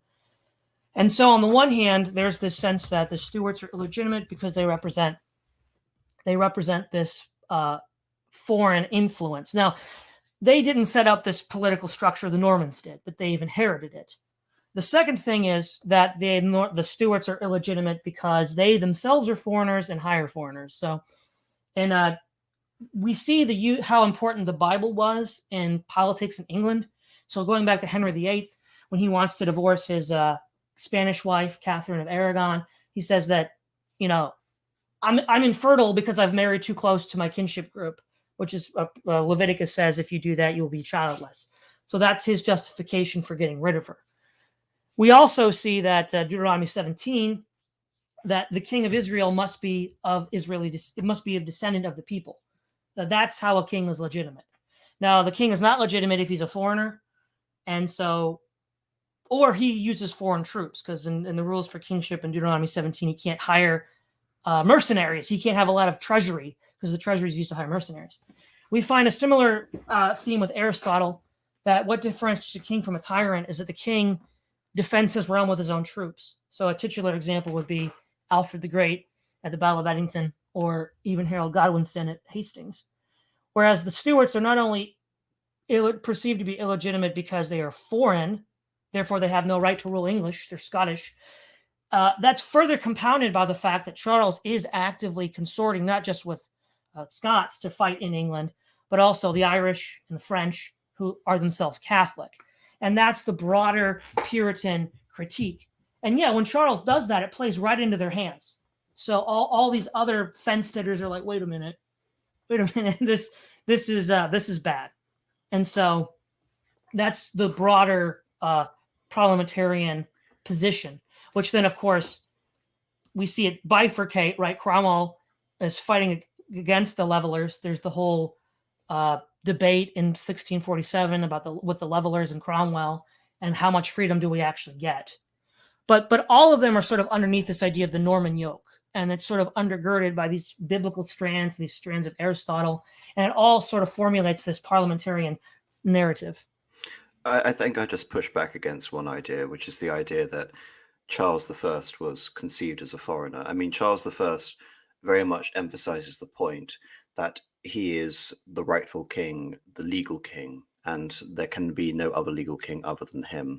He, through James I, was the closest relative to Elizabeth I. Elizabeth I, who very much, you could say, completes this reimagining of the English kingship, which begins with Henry VIII. So I would just push back against the idea that Charles was just viewed as a foreigner. I think the religious angle is far more significant in terms of the antipathy regarding Charles than his Scottish dynasty. Fair enough, but what I'm saying is from the parliamentarian side, rather, the idea of the Norman yoke that is being developed at the time as a justification for all of these actions. part And of that is- retroactively, that could be used against, again, the reason this compounds with the level ideas is that this wouldn't just be utilized against the monarchy, but this would be utilized against the entire aristocracy at the same yeah, time. because it's all derivative of a foreign. So I'm not saying that all the Englishmen thought that Charles was a foreigner. I'm saying that under the rubric of the Norman yoke theory, that those people in charge either were themselves foreign or the representatives of a foreign influence. That's all I was saying. I'd just like to touch on, I mean, we've mentioned moneyed interests, we've mentioned foreign influences, and like, what was the sort of financial backing behind Cromwell? Because I can see what people are saying in the chat and the policies that he'd bring in later when we're on YouTube. Let's just say the merchants from Antwerp and Amsterdam were allowed back in because of Cromwell. So what it was that, I mean, what I'm getting at is, was that just corruption, or was that part of a wider sort of political philosophical outlook, which was more, well, inclusive, to use a horrible modern word? A lot of the financing for the parliamentarian side was sort of based on the issuing of promissory notes that at the time were not good. The expectation was that if we win the war, they'll be good, and then we'll pay you. And part of the way they would make it good would be confiscating lands of the royalists. Also, the currency itself would be in doubt because this is considered to be a revolutionary government. But if the government's good, then the money's good. One of the crises that developed after this War of the Three Kingdoms is the idea that many of the troops thought, well, hey, wait a minute, maybe we're not actually going to get these promissory notes paid back.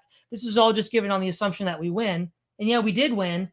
But, you know, with the rising leveler tensions, they're like, well, wait a minute, did we just replace one aristocratic class with another? Are they going to honor their promises to us?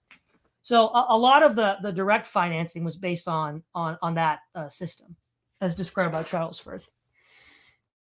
And of course, there was eventually significant French backing, given the fact that Cromwell would go on and utilize a foreign policy which was effectively in concert with France against the Dutch and against the Spanish, which, if anything, it, as with Elizabeth I and Virginia and James I in the colony of Jamestown, the foreign policy of Cromwell during the Protectorate is really responsible for establishing the British West Indies, English West Indies. So another theme that the film gets at, and you guys can fill us in on how accurate this is, but it's kind of like the point of no return. That what it implies is that with Parliament, they have no choice but to win the war, because defeat will mean that all of them will hang.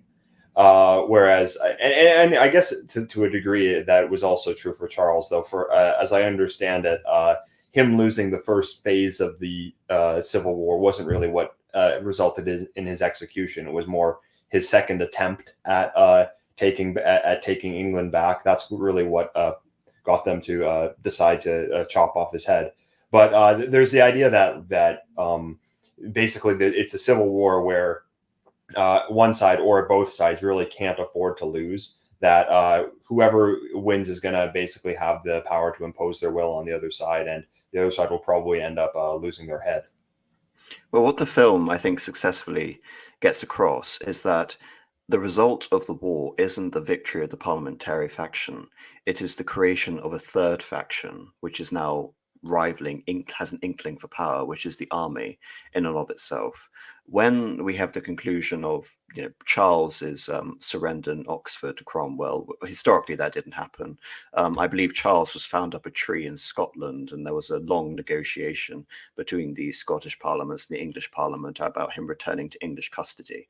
But moving that point aside, it's far more poetic and dramatic that Cromwell is responsible for the ultimate capture of the king in Oxford, and shows him some small degree of clemency. When he returns to Parliament, the secondary antagonist in the film, the Earl of Manchester, is portrayed as a traitor to the parliamentary cause, in the sense that he is willing to disband the army in order to negotiate with Charles. Now, he's not actually betraying the parliamentary cause, he's betraying the army, obviously, and the puritanical elements associated with the army and the more revolutionary elements associated with the levelers.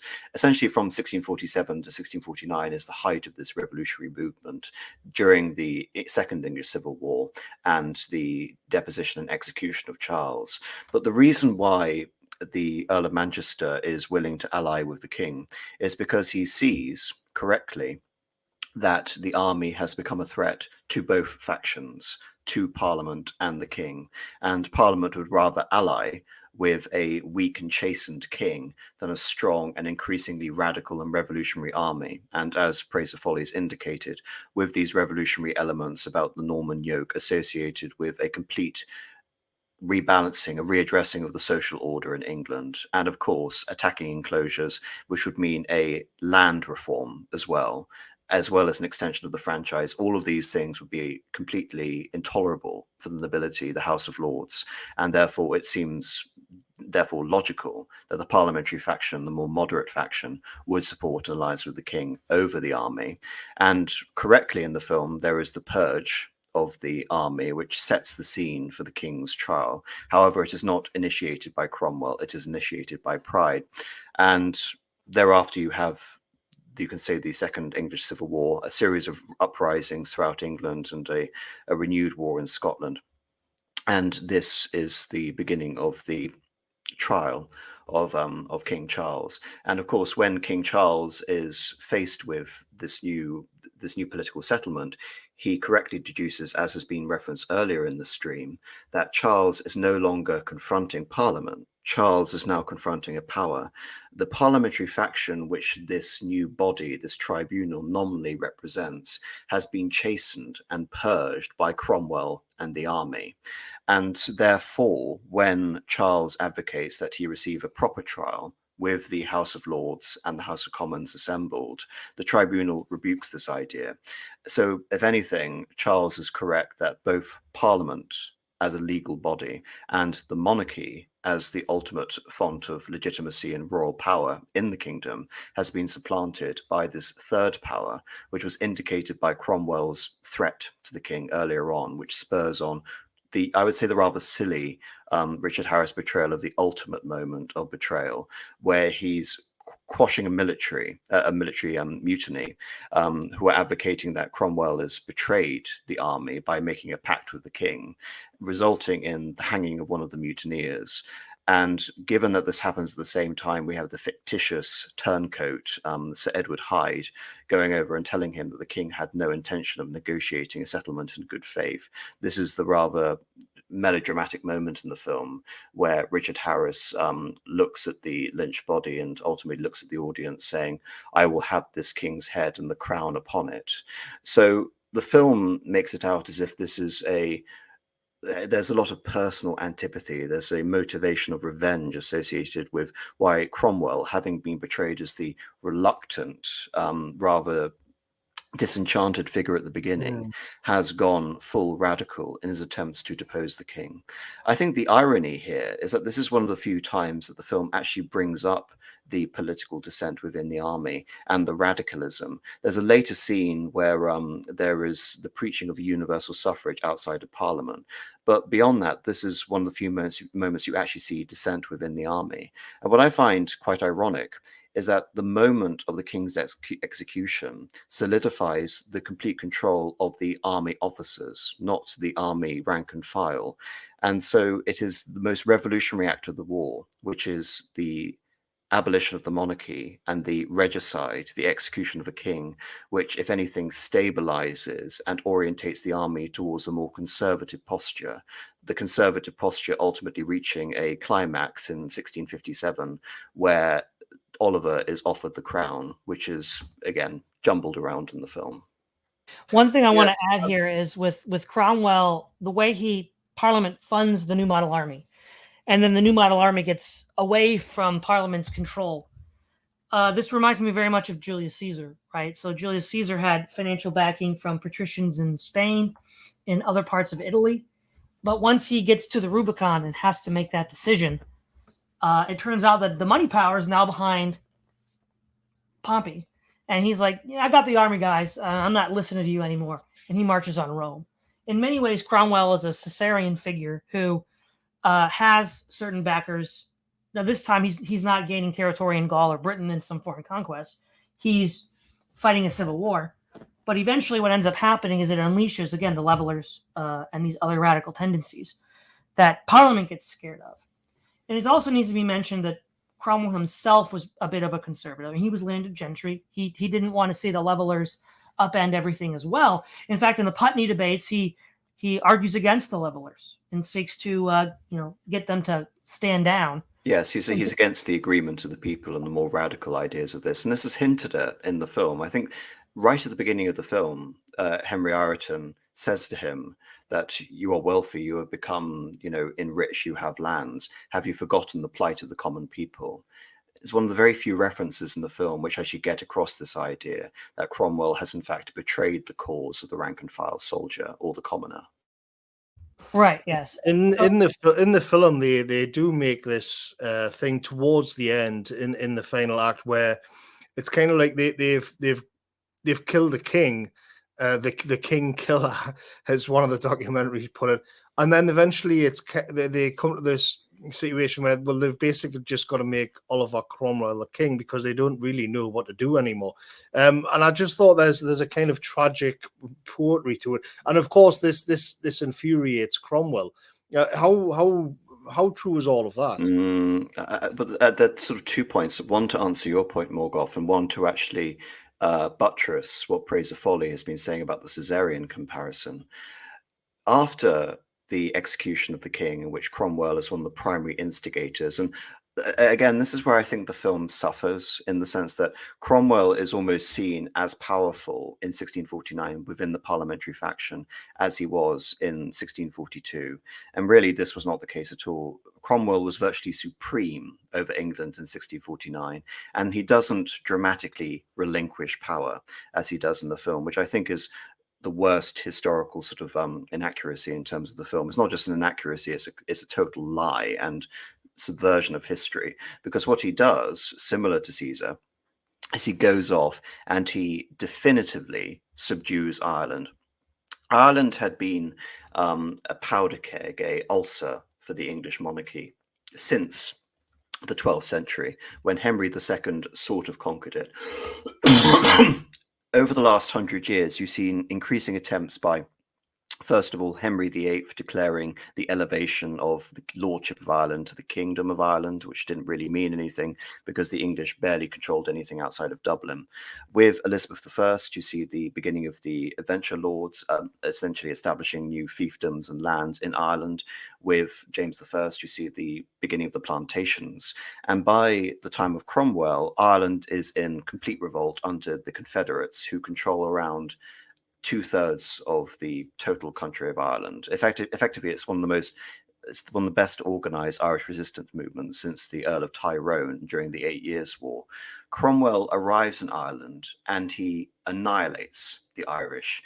It's estimated that around half the population of Ireland was killed at the end of the 11 Years' War between 1649 and 1653.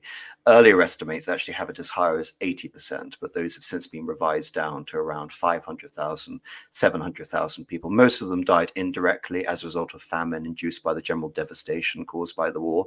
But this was the first time that Ireland had been effectively conquered. So what you don't get across in the film is that Cromwell is the first figure to physically unite the entirety of the British Isles, which not even Edward I had been able to accomplish. So as a military victor, he returns and he essentially takes power from the remainder of the Rump Parliament and proclaims himself proclaimed the Lord Protector with military backing, and initiates basically a radical Puritan, the closest thing Britain has to a military dictatorship totalitarian regime, which is completely anathema for everything that happened in English history before and indeed since. So Praise of Folly is correct in the sense that he is Caesarean, in that he returns from this great military conquest, having augmented his power and cemented that relationship with the army and himself, and taken power as a military dictator. But going back to your point, Morgoth, on attaining the rank of king, Richard Harris effectively laughs it off in the film, almost becoming hysterical at the notion, saying, how could a man of my coarse manners be made king? And then opining about this to his wife. It's interesting that Henry Ireton is the one who suggests this. From the point of view of a thematic element for his character, because Henry Ireton is the devil on his shoulder, always asking Cromwell to go for more and more power. And this is a consistent theme right from the beginning, opposing the king, using the army to depose Parliament, now taking the throne as a monarch in his own right as Oliver I. This is a complete fiction that Henry Ireton is the one to suggest this, because Henry Ireton died during the Irish campaign in 1651. It's almost as if Henry Ireton is actually a mouthpiece for Thomas Hobbes in that scene. To such an extent, I actually had to look at the cast details and check whether he was Thomas Hobbes or Henry Ireton, because he says that political power must be absolute or it is no power at all. And of course, Thomas Hobbes, writing Leviathan, was a major backer of Cromwell, and this idea that Cromwell's power had to be autocratic in order to prevent a general anarchy in England. However, in terms of Cromwell's response, Cromwell didn't laugh it off and view the whole proposition as ridiculous. Cromwell took it very seriously, and he ultimately rejected the idea of monarchy on religious grounds, believing that God had proclaimed that the time of the monarchy had passed. It was a degenerate, corrupted system, and now a new order must rise to overtake it. The reason why Parliament wanted him to become king wasn't simply to effectively confirm Oliver Cromwell, it was to limit him, because as Lord Protector, this is after he dissolves Parliament in 1653 rather than before, as we see in the film. As Lord Protector, his powers were unlimited, because this was an unprecedented situation in British history, and he had no legal basis for his power other than as a military dictator, wedded to this idea of this Puritan fanaticism. When he is offered the crown, it is an attempt to try and wed him to this notion of which Charles I was advocating, that he is legally bound by the laws of England to fulfill a certain role as the vice-regent of God. So the king, as essentially conforming to Parliament and a coronation oath, will be limited in a way that Cromwell was not. He rejects this idea because of the previously aforementioned religious reasons, and then he dies shortly after. And there is an attempt to ensure the continuation of the system of the Lord Protectorship under his son Richard, but ultimately the army collapses, or rather the army turncoats, and facilitates the restoration of King Charles. And again, King Charles's role in the Third English Civil War is completely omitted as well. Yeah, I will say that I do think that this is the weakest part of the film, is the part toward the end where they're implying that Cromwell wouldn't want that level of power, and that he's democratic minded. As far as I know, he seems to have been a lot more autocratic and to have ruled by decree far more than Charles I. Well, it depends on which king, but I want to make a couple points to back up, to riff off AM here. What I think is the movie doesn't cover, and what a lot of people don't cover, is that Cromwell did what nobody else before him had done. Not even Rome's legions could have conquered the entire British Isles. He did in less than 10 years what nobody has done before, and nobody has done since. Conquered the entire British Isles with a force probably not numbering total more than 20,000 in the field. Because that was, I think, the size of the New Model Army when it was first deployed in 1644. And a lot of it is done with these sort of lightning attacks. He doesn't wait around, because he understands that finance is kind of a ticking time bomb. You've got to end the war and then pay off the debts, because partly you're paying these people with promissory notes that aren't good yet. And also, the king has this legitimacy issue. That he can. This is in some sense similar to what we see at the beginning of First Kings, when Solomon takes power. He just hits a bunch of people. There's a bunch of people he just kills. He has Uriah that hits. Not Uriah. His name escapes me at the moment, but one of his men, Benaiah, goes in and just kills a bunch of people because they were a threat to his father's throne and to his own. And so partly the king had to be executed at that point, because it was going to go, it's a civil war, it goes either way. If you lose, you're going to die. That's just sort of how the Civil War developed. But this military aspect of Cromwell, and also the military deployments by the Protectorate as a whole into Dunkirk to fight the Spanish on the side of the French, his conquest of Jamaica from the Spanish as a part of that same broader conflict, is largely overlooked. And the other thing too is, we can look at this idea that Parliament and Cromwell both unleash, with ideas like the levelers and the diggers and others, far more than they thought they were going to. And I think ultimately why the Protectorate establishment failed was because you had you basically had two choices. You could either go full leveler, which is sort of what happened in 1688. It's at least the triumphing of that spirit, the leveler spirit, finally. Or you could go back to the king. What you couldn't do was stand in the middle. And Cromwell wanted to stand in the middle. And that's ultimately why his political establishment failed. Yeah, I've always thought of with the English Civil War and with Cromwell. I've always thought of again about Machiavelli, the chapter in the book The Prince, where he talks about what to do with your enemies, and where he basically says that in order to attain a total victory over your enemies, you have to deliver a blow to them that's so crushing that they can never come back for it. And I thought of that a lot with both the execution of Charles I, toward the end of the second phase of the war, whereas like the only way to really stop him from coming back was to actually just like decapitate him and abolish the monarchy. But then I've also thought about that in regards to what happened later with his son, that Charles II came back to the throne, and he eventually had the people who were responsible for the regicide. I think about 9 or 10 of them were put to death. A lot of them were prosecuted in some way, shape, or form. But kind of like this, I think in long terms of this like power struggle between Parliament and the monarchy over this long civil war, that eventually just one side has to win out. Could sorry, Marcus, go ahead. Just wanted to say, because I did hear the analogy about Cromwell sort of essentially emulating Caesar to some degree with the Irish campaign. Is it possible that maybe the Ireland thing, I mean, indeed he could have perhaps performed a Caesar-like figure in Ireland, but as we do know, because I mean we have covered this AM on your channel, that Caesar, if he has a hallmark for someone of his time period, and certainly if someone of his position, was his astonishing clemency that he showed both to opposing forces, soldiers, whoever, many legions would defect to Caesar throughout the Civil War. Also to his political, namely Cicero and Brutus, and Cassius, and among a great others, to his eventual demise, quite literally. That perhaps on the return to England proper, he represented more of a Sulla figure, where he maybe not to the same degree or ferocity of Sulla, but the Cromwell did have this sort of prescription-esque mindset towards dealing with the raw problem. And just secondly, very briefly, and perhaps you and Foley can venture on this,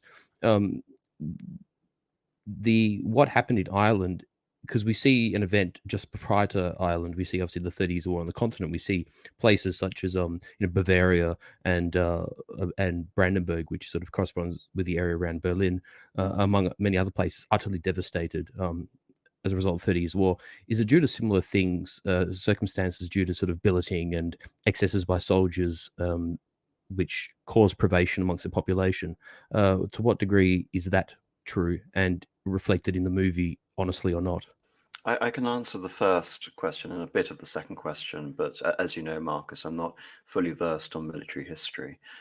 Regarding the first thing, Sulla came in, issued the prescriptions, but it wasn't done as Cromwell was attempting. Cromwell was attempting a revolutionary new political order, whereas Sulla was desperately trying to preserve an old, collapsing political order. Quite a distinction in that sense. And Sulla also relinquished power, leaving that system intact, whereas Richard Cromwell never relinquished power.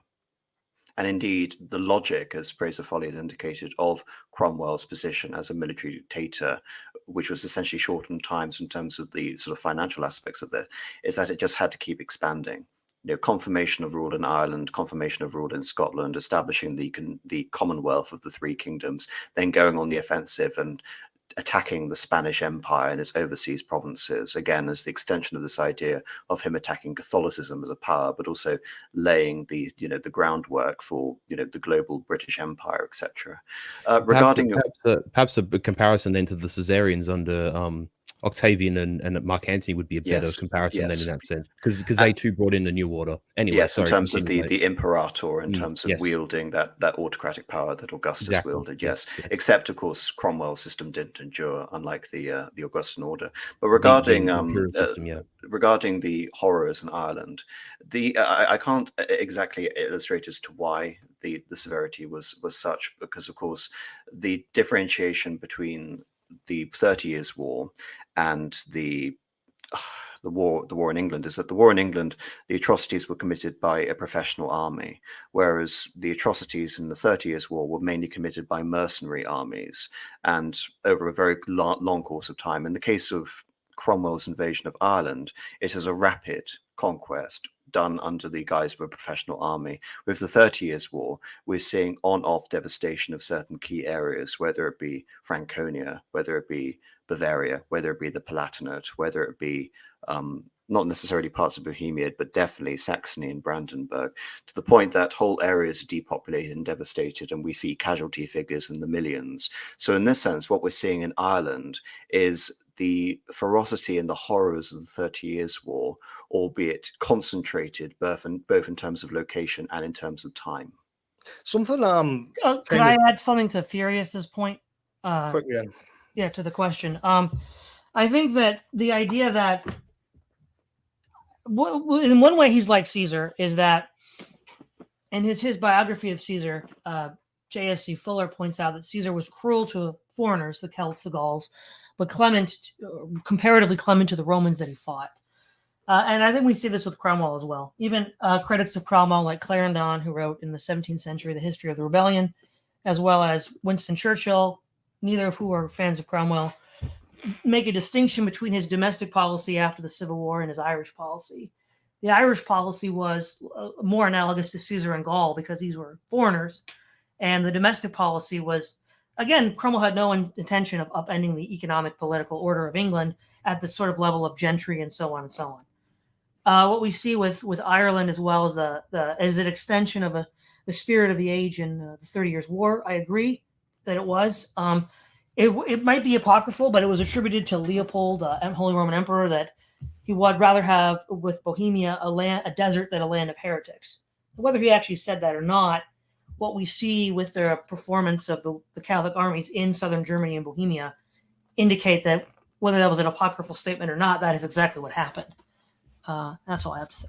I was just going to say to get back to the film, because at the end of the film, I was thinking, what happened with the Irish? So, and it's like I was thinking, well, it must have happened at some point after the end of the film. No. And so then that's not the case. So it just means that they just didn't put that in the film. Well, it's worse than that. This is why I believe the film is an attempt at a hagiography, which, ironically, from my point of view, actually endears me more towards Charles I rather than Cromwell, because the film plays up the Irish angle to elicit hostility towards Charles, and then ignores the Irish angle when it would elicit hostility towards Cromwell. So I find that deliberately dishonest and rather remarkable. I would say the best part of the part of the film which sort of stays with me after this is actually the death of Charles I. And it's something that I have to sort of emphasize to the film's credit, that I think the film does it perfectly. Towards, essentially with the culmination of the Second Civil War, Charles I began to sort of adopt a more Christ-like air, and it's shown in the film also when he's hearing the gospel towards the end of his life. And it's remarkable that Charles I, with this impending notion of death, martyrdom, sacrifice, is prepared to die rather than sunder this conception of monarchy and give in to Cromwell and basically confiscate his own legitimacy, his sovereignty, and give it over to this power. And this is, in terms of sort of illustrating this, I think this is a fundamental fact which is obvious to the parliamentary faction, and it shows their desperation in terms of their hostility of overthrowing this natural order, that the king is at the same time, they're wanting to maintain this legitimacy. They're wanting to maintain the headship, the figureheadship of the King of England. Yet they cannot reconcile this belief with Charles's conception of monarchy, which is absolute in terms of its prerogatives to govern and in terms of its ultimate legitimacy and divine right, that being accountable to no other form of authority. Definitely not a authority which is just based on the threat of violence or coercive action. So what ultimately facilitates the death of Charles I, despite the attempts by Sir Thomas Fairfax to attempt to bribe Cromwell and force him to sort of step down from this issue, is this idea that in order to impose a new order, a new rightly religious order, the king must go because the king will not surrender his prerogatives. Yet, this isn't mentioned by Cromwell. I forget what other character says this. There is the threat of reprisals. The idea that the king cannot live because, as the Earl of Manchester said earlier, if he wins one battle, we will all be hanged. So long as the king lives, and so long as the king adheres fervently to this idea of his absolute undiminished prerogatives, then we can have no peace with the king. So in order for our settlement to be achieved, we have to do the unthinkable, which is remove the king. And so this is, I think, remarkable in terms of how the film gets this across, because when the verdict of death and treason is pronounced on the king looks genuinely shocked. And that is because his strategy up until that point had been based on this notion that the king cannot be killed because he is that ultimate source of legitimacy.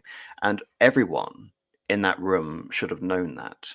So for Parliament to be forced into a position where they believe the only solution is the death of the king is something which he could not comprehend. And therefore, up until that moment, he believed that he could always contrive a situation where he could restore his prerogatives. And it is only then where the king finally understands that in order to uphold my prerogatives and my power, it'll cost me my life. And I must assume this role of Christ the King.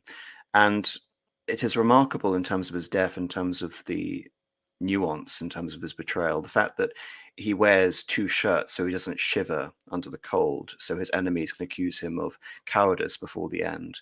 And then the perfect enunciation of, I pass now from a corruptible crown to an incorruptible crown, emphasizing the elevation of the king from that of the earth into that of the kingdom of heaven.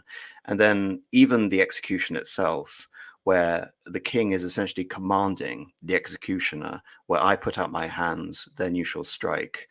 And after that moment, it isn't a moment of joy, it isn't a moment of triumph, as it should be for a Cromwelliad, for a story of the ultimate triumph of democracy and Puritanism, etc. It is a moment of abject horror. There isn't a series of cheering in the crowd, rather there's shrieking, the insinuation perhaps that a lot of women are fainting. And then there is the grisly voice of the executioner as he holds up the heads and says, "Behold the head of a traitor," which was the custom of that time whenever someone was executed for treason. So in terms of all the details in the performance and emphasizing the severity of that occasion, that this was regicide and everyone in that crowd, regardless of their political views, knew it, I think the film portrays this perfectly. And for that scene alone, I think the film is worth a watch. Yes, absolutely agree. Yeah. So we're heading to the 2-hour mark. I thought we'd just go around the panel, get everybody's sort of parting shots. I don't want to go too long. Well, I'll just say about the film, just to push back a little bit on what I think AM's reading of it is. I think actually the way I look at the film is the weight of command is the overall theme throughout the film, and it shows two incompatible views of monarchy, kingship in England, centered in two protagonists, Cromwell and the king. And I think then that Cromwell represents the Norman yoke, Puritan democracy strain of historiography, which, as AM said, was already dying out at the time, and then the royalist expression of their own power and authority. And so what I would say is that the film is giving us kind of a decision to make, looking at, so it's not so much historically accurate as trying to develop these two themes. And then we decide, the viewer, well, which of these two themes do we find more compelling? And I think it's more giving us a choice. That's I would agree with you, Praise of Folly, were it not for one key factor, which is Sir Edward Hyde's defection. I perceive Sir Edward Hyde's defection as almost the narrators telling the audience that the king is no longer worthy of allegiance. And if this were a true portrayal of the two personalities, the two ideologies, and both were represented in equal measure, far more objectively, and not sliding towards Cromwell, I would think this film would be a masterpiece. Unfortunately, I don't believe it achieves that. I will just say that as far as Cromwell's portrayal in the film, I think the negative aspect is his impulsiveness, because we see he acts before he thinks. Specifically when you mentioned the example when Hyde comes, he hangs those men right before he hears that the king is already consorting with the Irish. So I don't want to say that it's positive, to be sure, but I don't want to say it's uniformly positive, because the guy that he hangs is the guy at the beginning of the film that had his ears cut off by the king, that got Cromwell all so upset to fight the war in the first place. And it's saying that Cromwell's lack of impulse control allowed him to kill the man who actually was what, in the film narrative arc, what got him to do this in the first place. I don't actually think Cromwell doing that is bad at all. I mean, from a purely military point of view, this is simply a matter of crushing dissent within the army and reimposing military discipline. I think this is another, like I said, I brought this up earlier regarding the irony of the film, in that the most revolutionary act of the series of wars, which was the execution of the king, reinitiated a more conservative, autocratic order against the Levellers. I guess what I'll say about the film to conclude is that I think it's a pretty solid historical epic. I wouldn't say it's up there with ones like Lawrence of Arabia or Dr. Zhivago, but it certainly is worth a watch. As we've been discussing over this stream, there are some themes in it which do seem kind of subversive.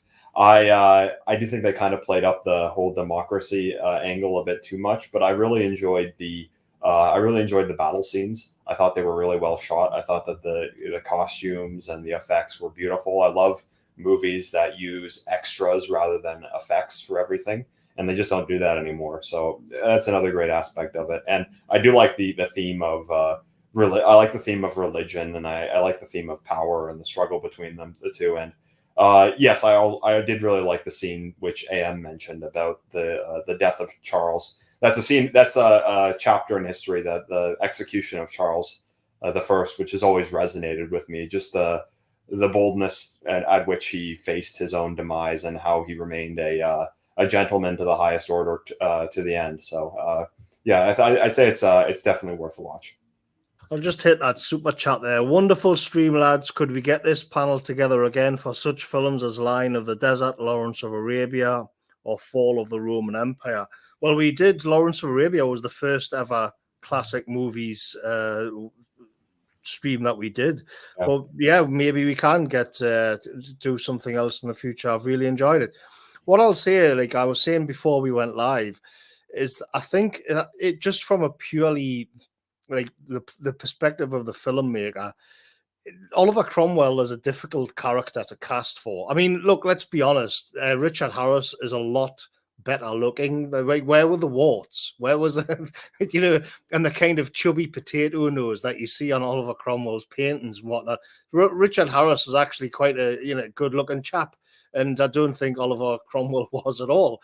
But even then, I think it's difficult from a movie making perspective to get a man as sort of serious and uncharismatic as what like even in the popular mind of what Oliver Cromwell was. He isn't like a fun guy who has all of these like one-liners, or he doesn't have that sort of Napoleonic aura around him or anything. And I think they've kind of decided to make him go a little bit emo and a little bit sort of histrionic. That was to make him interesting and as likable as you can. Then that's kind of like what Richard Harris is intense, always more and more intense, rather than having been actually charismatic. I think that's where they went for with the actual casting of it. Moreover, if I may just quickly, Morgoth, we can potentially critique or quibble about these actors and the roles that they play and whether they're authentic or 100% accurate representations of the people they are portraying on film. But, you know, if you were to get, say, Richard Harris playing Cromwell, like in this instance, and I mean, there's a plethora of other movies where this would be, you know, you could consider this point as well. I mean, if you want to think of an older movie, I mean, perhaps think of the way that the Emperor's portrayed in, speaking of the super chat, Fall of the Roman Empire. For instance, I can't remember who actually played the Emperor. I got a feeling it might have been Christopher Plummer, but actually it was too. Yes, yeah. Thanks, guys. Yeah. I just went blank for a second. I thought it was Christopher Plummer, but yes, Alec Guinness. Or whether, say, a more modern movie, think of perhaps Peter O'Toole's portrayal of King Priam in Troy, for instance. Which, I mean, I know it's not the greatest movie, but I think that is a pretty impressive portrayal of a historical character in modern time, you know, modern terms. And you know, we can always question that and string it out and, you know, discuss it and thrash out the point.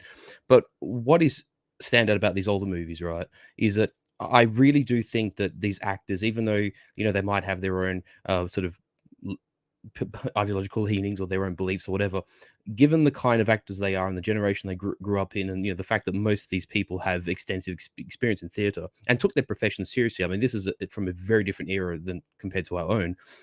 I have a feeling there's a sense of authenticity that you see on the film. You know, you watch these films, you know, you might watch, I'm just sort of thinking of some of the movies I've seen in the chat here, you know, Bridge Too Far or Battle of Britain or, you know, Fall of the Roman Empire, or, you know, for instance, Geo Prudentialist and myself have done almost 3 chapters on Ben-Hur. You know, there's something really amazing about watching these actors, you know, really in their element and portraying these characters with a degree of, you know, honesty and authenticity that I just don't really see in movies anymore. And, you know, you're right, Morgoth, that, you know, we have to treasure these movies even though they have their inaccuracies and even though they might have these biases. You know, say, for example, in this Cromwell movie, this sort of pro-democracy trying to, you know, pull down from upon high this divine rule of kings notion, and, you know, there's liberal undertones to it. It's still a nice film to watch. You know, it's still, you're sort of seeing what could be argued is the peak of cinema and of movie making. And, you know, these movies have a duration that don't insult the attention span.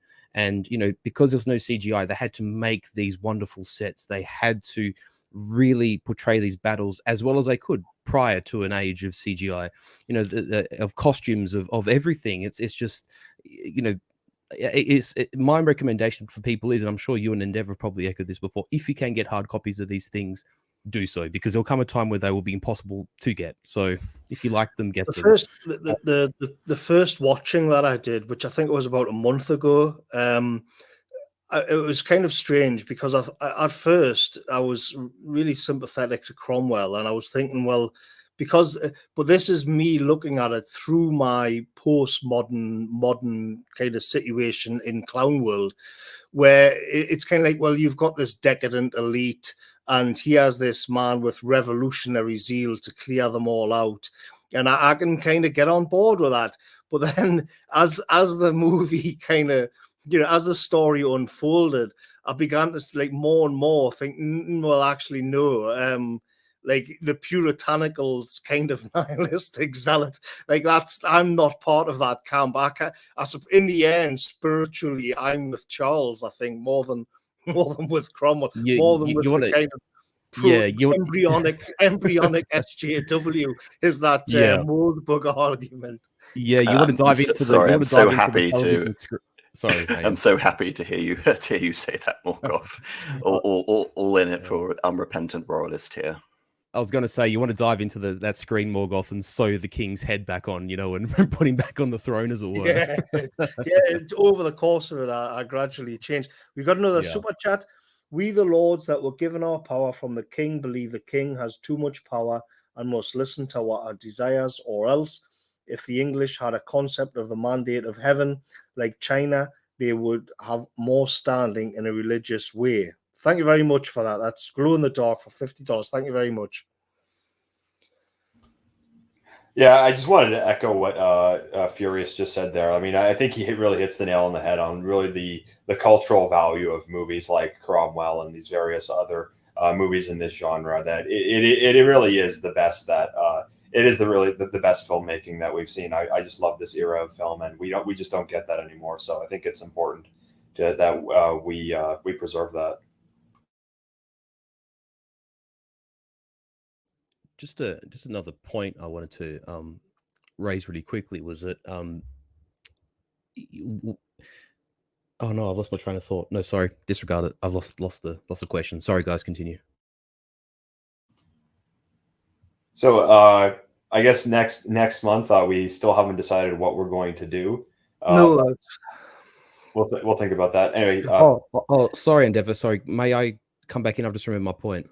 Sure.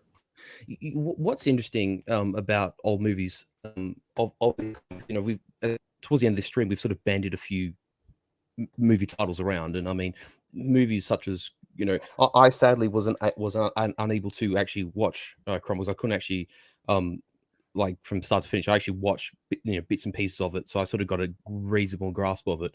But you look at some of these older films, and Battle of Britain is a great example, and so is A Bridge Too Far.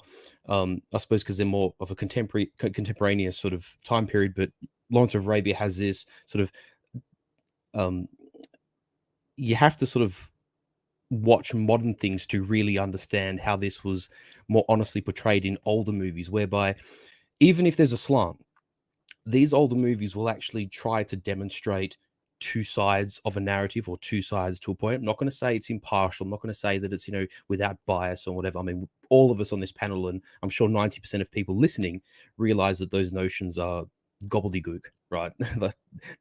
It's dream world to believe in such a thing. But nonetheless, at least films of this period, older films sort of before our time, made a point of at least trying to demonstrate this side and that side of a narrative and a story, right?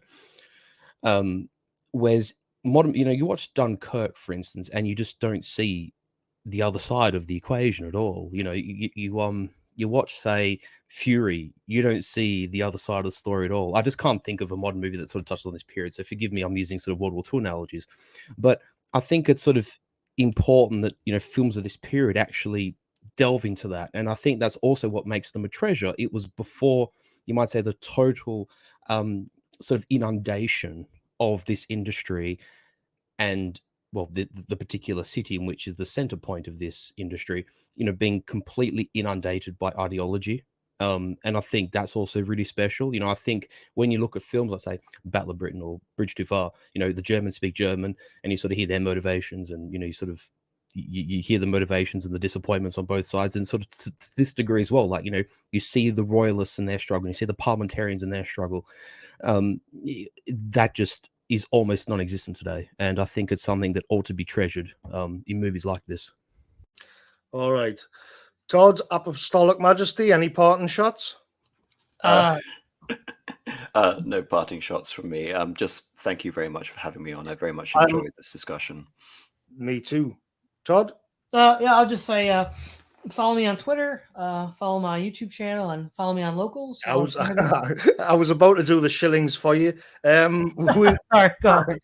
So Todd's channel is below, Apostolic Majesty's channel is below, where you can find all of their content. And on Apostolic Majesty's, there's the Braveheart discussion, which I thoroughly enjoyed, and the Kingdom of Heaven one as well, which are both movies, along with lots of other good stuff. So thank you very much, folks. This was great, and we'll see you next month, but we don't know what the movie is yet, and it'll be on Endeavour's channel. So see you later.